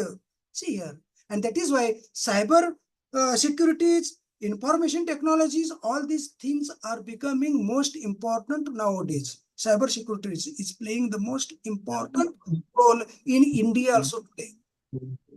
That is the post-industrial culture. See, that is industrial culture.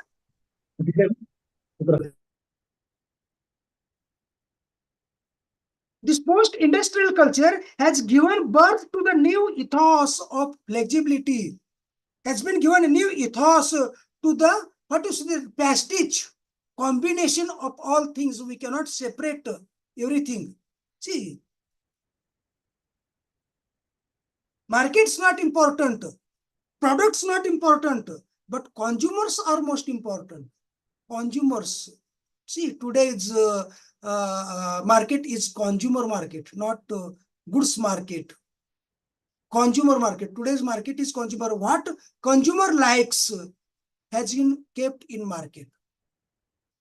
What consumer dislikes is not kept in market at all. Remember, different types of mobiles, laptops, bags, fashion designs. See, all these designs are kept in the market. It is because the consumer needs all these things. It is the society where consumer plays the most important role, and commodity and productions are not important. See, that is most important. And that is why machines used for the production of goods or good products are not important now. See, new way of looking at consumption and production we have to see now. New way of looking at consumption and production. See, production. Just I have one company. If I go on producing the same thing again and again, no one will accept it. It will happen like Nokia. See, Nokia mobile, you are quite well known about the Nokia mobile. Nokia company refused to make changes in its production, and that is why there is the decrease of that production of that Nokia company. Whereas the other companies rise due to the changes. Nothing is permanent in the world, in postmodern society. Nothing is permanent. Everything is bound to change, and we have to accept that change. See, that is most important. Less emphasis has been given on mass consumption. See, mass consumption not important. See, consumers important. Changes in ideologies, changes in economics and politics has been seen in post-industrial society. See, post-industrial society, this socio-economic phenomena has been changed, and new information technology has come up, has has taken birth also, and we have to accept this consumer society. See here, that is the most important in postmodernism. This class-based politics declined, not class-based, now gender-based, male-female. See, or what used to say that religious-based, race-based. These are the most important in postmodern period. Class, caste, not important.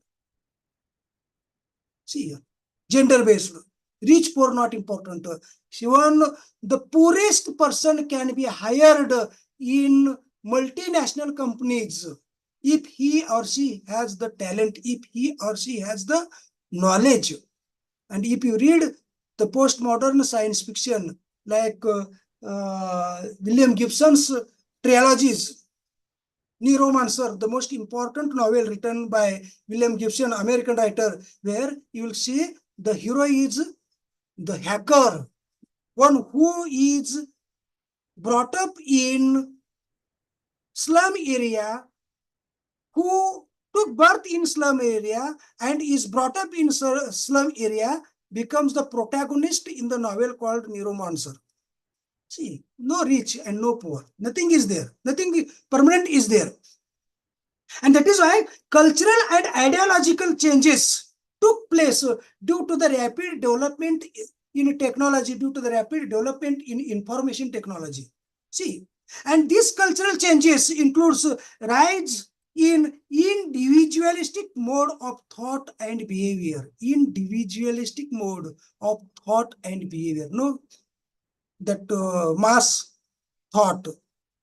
See, mass culture, not important.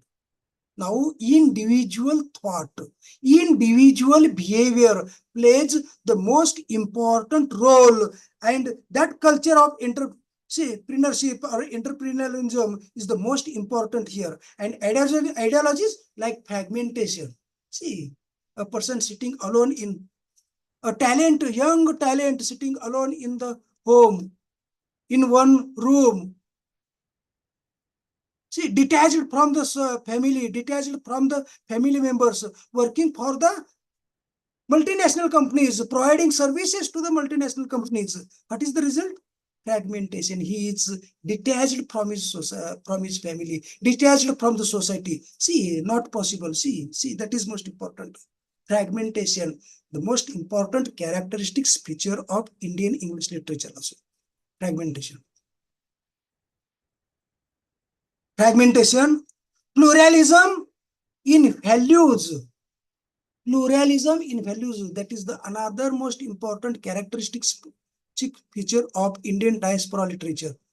Pluralism in values. See, Indians migrating to the Canada, attempting to settle in Canada, becoming one with the soil of that Canada, becoming one with the culture of that Canada, at the same time, not forgetting to his past culture, that is Indian culture, Indian roots, Indian, see, values. See, that is plural values embraced by that migrant person. Plural values, not singular values. See here, plurality, the most important characteristics feature of that Indian English literature. And you will come across this plurality where in Rahul Verma's Trading Injuries, No Man's Land, or Uma Parmeshwar's plays, Rana Bose plays. See here, plurality plays the most important. See, diasporic dramas, Indian diasporic dramas. Badal, not Badal Sarkar, but these three writers, Rahul Verma, Uma Parmeshwaram, and Rana Bose play the most important role in bringing all cultures together in their literature, in their dramas, in their plays.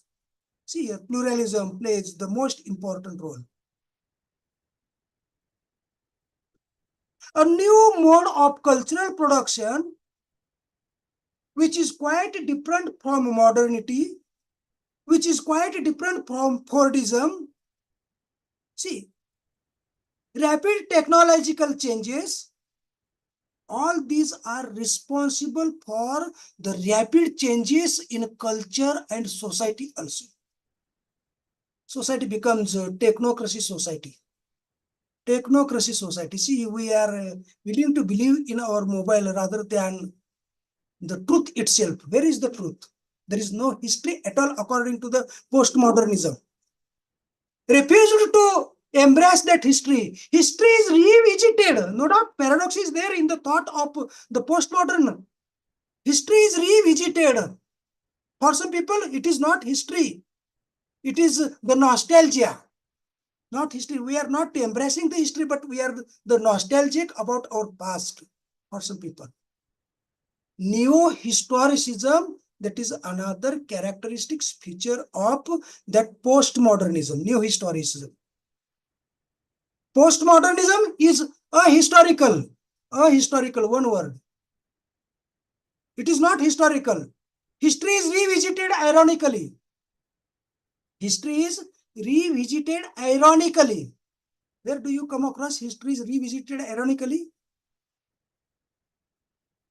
See, if you read Shashi Tharoor's The Great Indian Novel written by Shashi Tharoor, all of you are quite well known about Shashi Tharoor, a political person, Congress leader, wrote a novel called,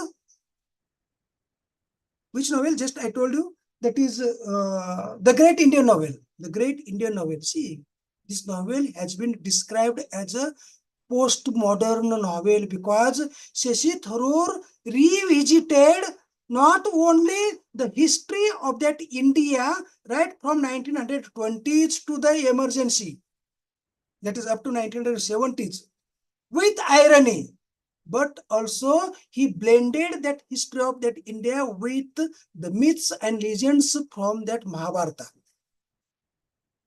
See, Mahabharata. That is Kauravas and Pandavas. See, the conflict between Kauravas and Pandavas. See, this Mahabharata has been blended, mixed with the history of that India, right from 1920s up to the 1970s in the novel called The Great Indian Novel by the writer that is called as Shashi Tharoor. His intention was ironical intention. Expose not only the contemporary society, but also the past society, ironical. And that is why Shashi Tharoor's novel has been described as the postmodern novel. See, postmodern novel, see. Nothing is permanent. Let's wage a war on totality according to Lyotard. Totality, nothing is total. One theme is not there. Singularity, no. No singularity, no unity, no logic, no reason. See here. No belief in origin and end. No truth. Nothing is permanent in post-industrial society. Everything is flexible, momentary, temporary, slippery. See, everything is temporary. It is because of the technocracy society. It is because of the technocracy society. See, everything is bound to change. And that is why that unity, that totality, that singularity, that universality, see, rejected by the postmodern society, by the postmodern literature, by the postmodern authors, and they incorporated that plurality. See, that is most important, plurality. Multiculturalism plays the most important role. Multiple themes and techniques have been blended in Indian English literature. You will come across multiple themes, multiple techniques. See, if you read the novel like the Great Indian Novel, someone will say that this is the political novel. Another will say that no, this is not political novel. This is the religious novel. Another will say no, this is not religious novel. This is the historical novel. See, which is the truth? Where is the truth? No truth. See, truth is slippery. Truth is slippery. See, and that is why the most important thing is that this Baudrillard, the most important writer, who said that there is no truth at all, no history at all, no truth at all. There is the hyper-real, no reality at all. There is the hyper-reality. See, that is most important. There is the hyper-reality. See, most important, that is called as hyper-reality. See, hyper-reality. See, there is the hyper-reality according to Baudrillard. Jean-Francois Baudrillard, German critic. Hyper-reality, not reality. There is the simulation. There is the hyper-reality rather than reality. See, up to 1960s, what is believed? Truth is believed. There is the truth. There is the one God. See, no, there is not one God now. There are the various gods now. See, various beliefs are there. In postmodernism, there is no such thing as reality at all. Hyper-reality, that simulation, generation of model without origin, that is the most important. See, generation of model without origin, that is most important. See, whenever we open our mobile, we will come across an image of God kept by us as a status on our mobile. And we believed that this is the truth. Where is the origin of that God? Where is the origin of that image of that God?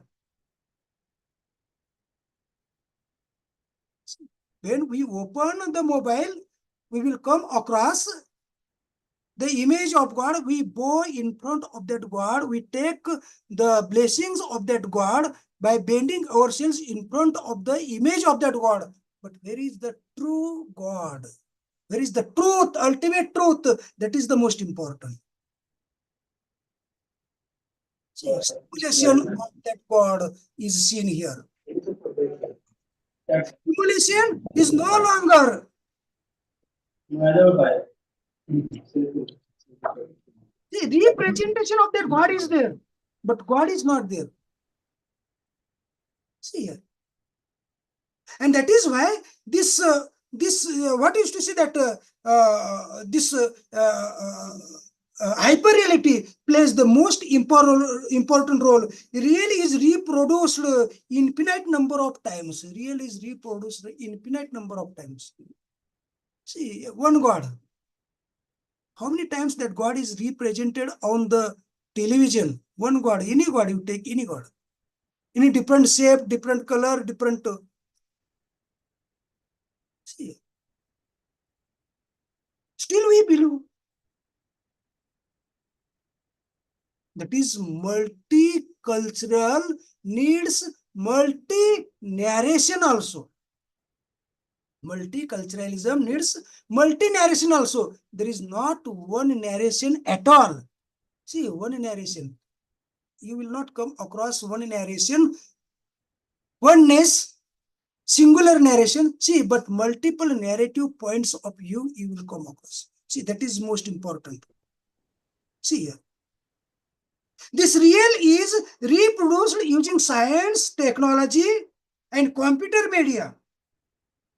See, real is reproduced using technology, computer, media, and so on and so forth. Images of God, images of flower, images of trees, produced without reality, without truth. Every day we are sending a bunch of flowers to our friends, to our relatives, to greet good morning. And the same response we received from the relatives, from our friends, from our neighbors. Believed that this is the truth. Is it truth? Is it truth? Just it is artificial.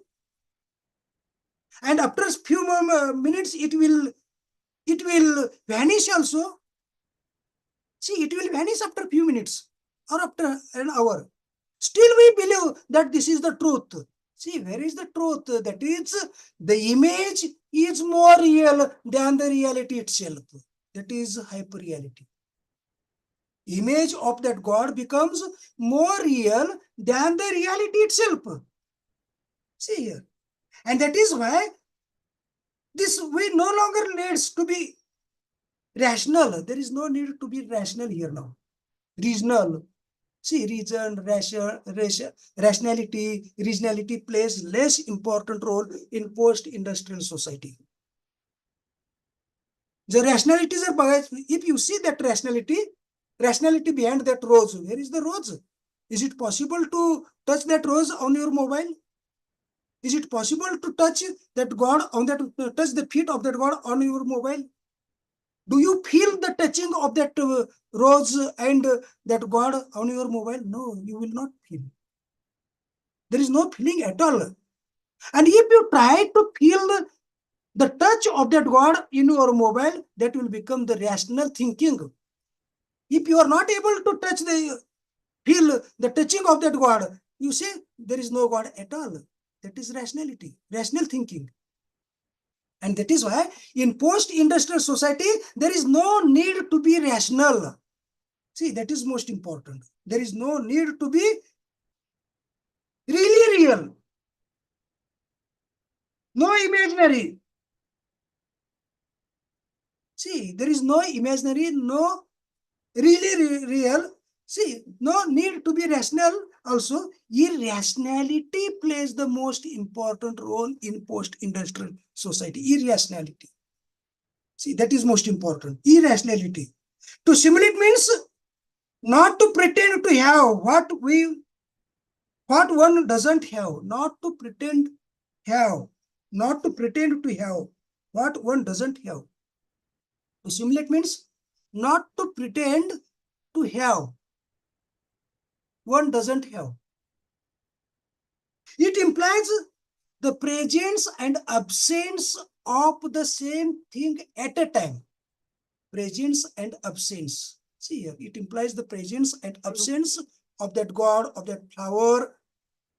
Any image you keep on your mobile. See, in the post-industrial society, our mind is irrational, and that irrational believes that this is the God, but at the same time, there is the absence of that God. There is the absence of what is to say that truth. See, to stimulate means to represent a false image, neither true nor false. To simulate means it is neither true, it is nor false also. See, neither true nor false. See, that is the most important thing represented by Jean Baudrillard, a German critic. See here, and that is why all Western thought, all Western faith, all Western goodness is engaged with war, is engaged in war on representation, is engaged in war.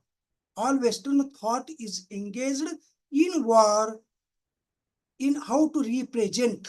See, that is the most important. And that is why sign plays the most important role.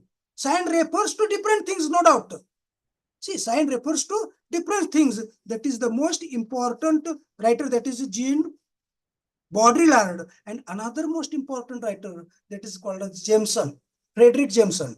See, another post-industrial writer, Frederick Jameson. See, this Frederick Jameson has divided the society into 3 pages. Frederick Jameson borrows the ideas from the German economist.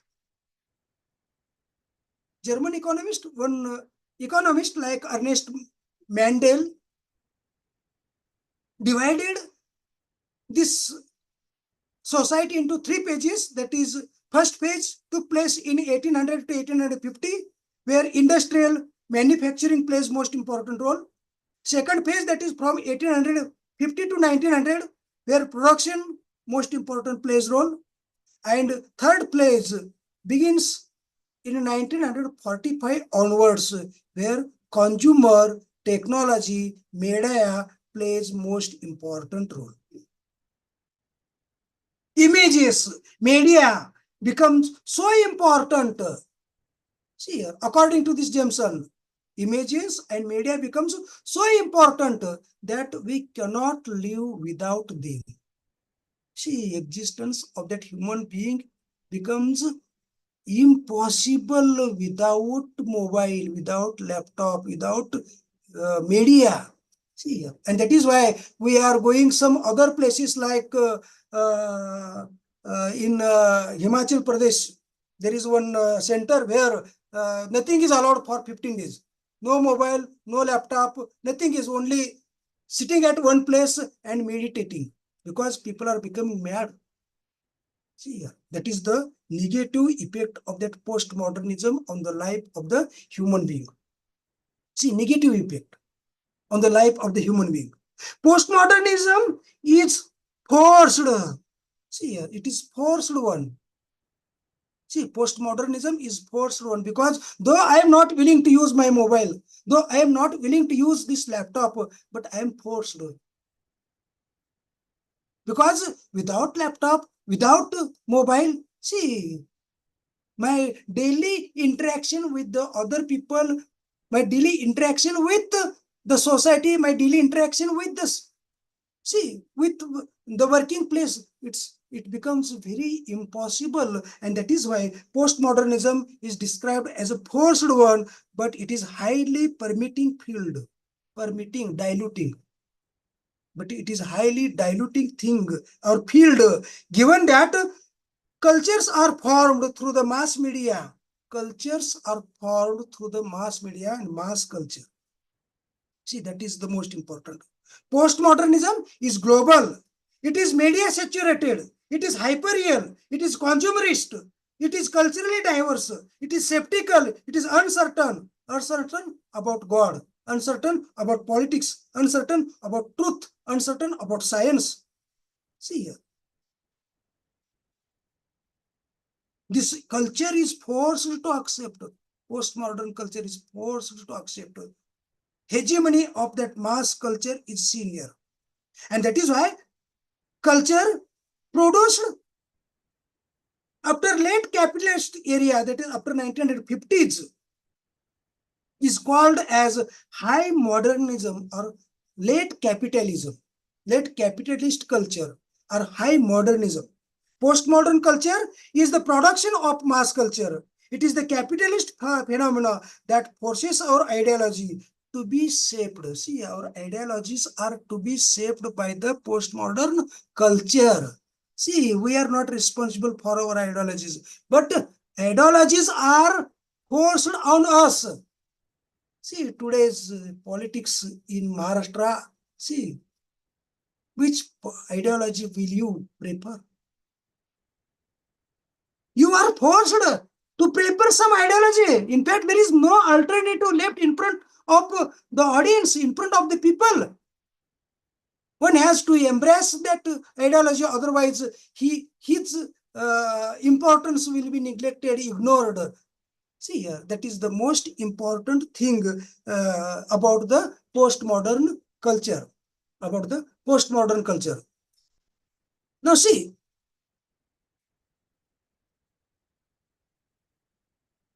the various cultures life in postmodern culture. See here, various culture, internet culture is there, computer culture is there, techno culture is there, cyber culture is there. See, all these things are the most important. Now, the next important writer that is called as Jean-Francois Lyotard. His work that is called as Postmodern Condition, a report on knowledge. The Postmodern Condition, a report on knowledge, published in 1979. See, blossomings of technologies is resulted in blossomings of techniques and decline of narratives. See, narrative, decline of narratives. See, in the modern period, there was the monopoly on narratives. Only one narrative, that is also one God, one narrative, one culture. See, everything oneness, singular. But in postmodern culture, there is the incredulity towards meta-narratives. Incredulity towards meta-narratives. Now we have mini-narratives, local narratives, temporariness, multi-narratives, fragmentation, flexibility, all this comes under this mini-narratives. So if you read Shashi Deshpande's novels, if you read Arundhati Roy's novels, you will come across how the local narratives entered in the writings of Indian English literature. For example, Shashi Deshpande interwove the folk tale of that sparrow and cow. Cow and sparrow's folk tale, all of you are quite well known. Cow's house built of mud, whereas sparrow's house is built of dung. A heavy rain, cow coming to the door of that sparrow to open the door. See, all of you are quite well known. This folk tale is interwoven together in the novel That Long Silence by who? By Shashi Deshpande, in order to emphasize the nature of woman in her novel. See, meta-narratives, that is local narratives, comes to the center, and that meta-narrative goes to the marginal here. See, that is most important. See, that is most important. There is no such thing as reality, no such thing as what used to say that singularity, no such thing as universality. Everything is bound to change according to this Jean-Francois Lyotard, and that is why this new literature, see, Indian English literature is spreading in different directions with different viewpoints, like feminist novels we have, Indian feminist novelists we have Indian diasporic novels, we have what is to say Indian new historical novels we have. See, different novelists, see, all these come under one most important term that is called as postmodern. It is called as postmodern. And Indian English literature is very rich. It has a very rich prospect in future also. See, rich prospect in future also, and that is why this Indian English literature survives at the international level also. It is because of the adoption of the changes in literature. See, and with this, I would like to conclude my speech. Thank you very much for giving me a chance to speak with the research scholars, teachers, academicians, and so on and so forth. Thank you, Dr. Satish Patil sir, and thank you, Dr. Ramesh sir. Thank you very much. Is there someone to propose vote of things? If you want to ask some questions, you can ask. Hello. Yes, sir. If you want to ask questions, you can ask. Otherwise, we will buy into it.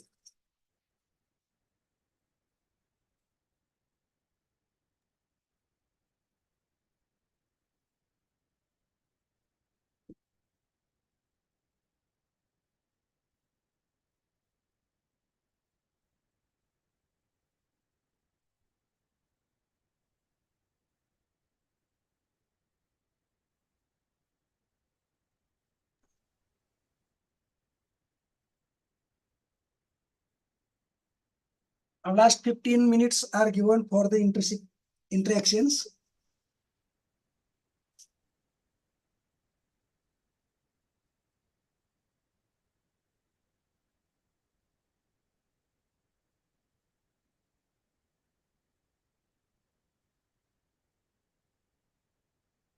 You want to ask?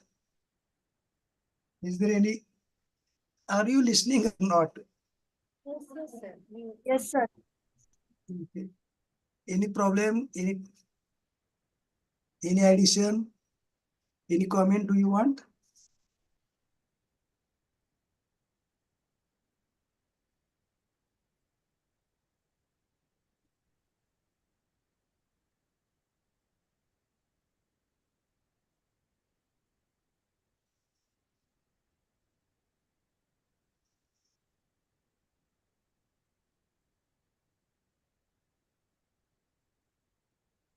Yes.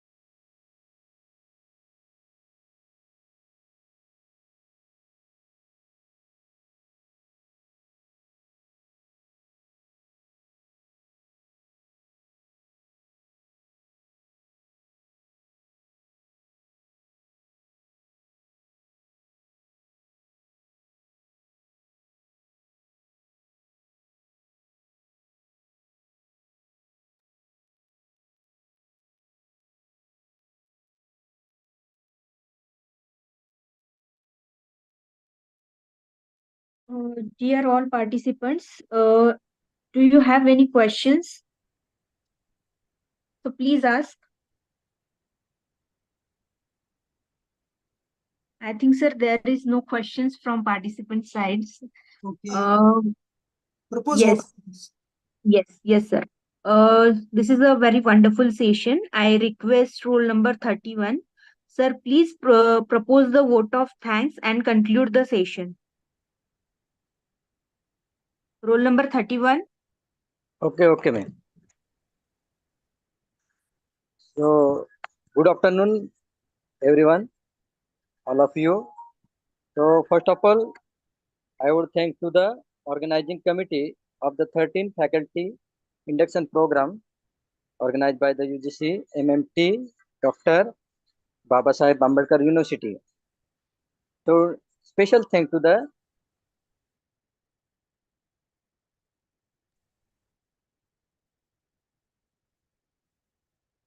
You are not audible. sorry disturbance. So, and special thank to the today's respected speaker, Dr. Ramesh Chougule sir.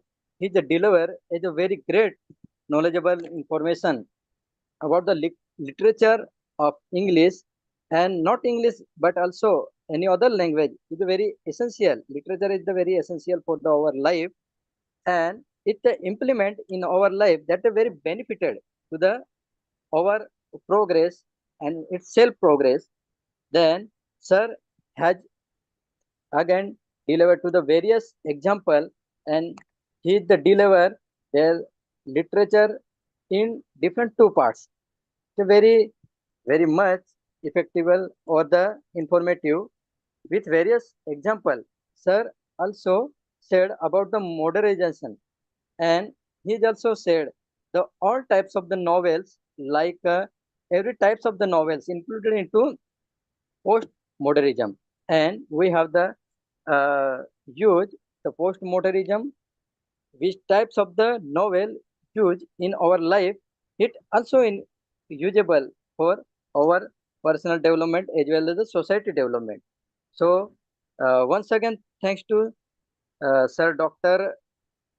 Chougule sir, and once again, thank to all participants of faculty development program members.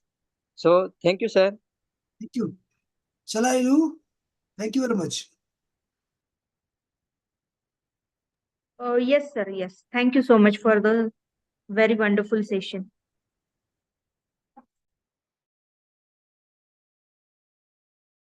Madam second session केव्हा आहे? Sir आपलं regular timing 2:30. Ma'am attendance नाही हो. Attendance manually झाली असेल. ज्यांचं log in आहे त्यांची अटेंडन्स त्यांनी हे केली असेल. प्लीज अटेंडन्स मार्क केली असेल.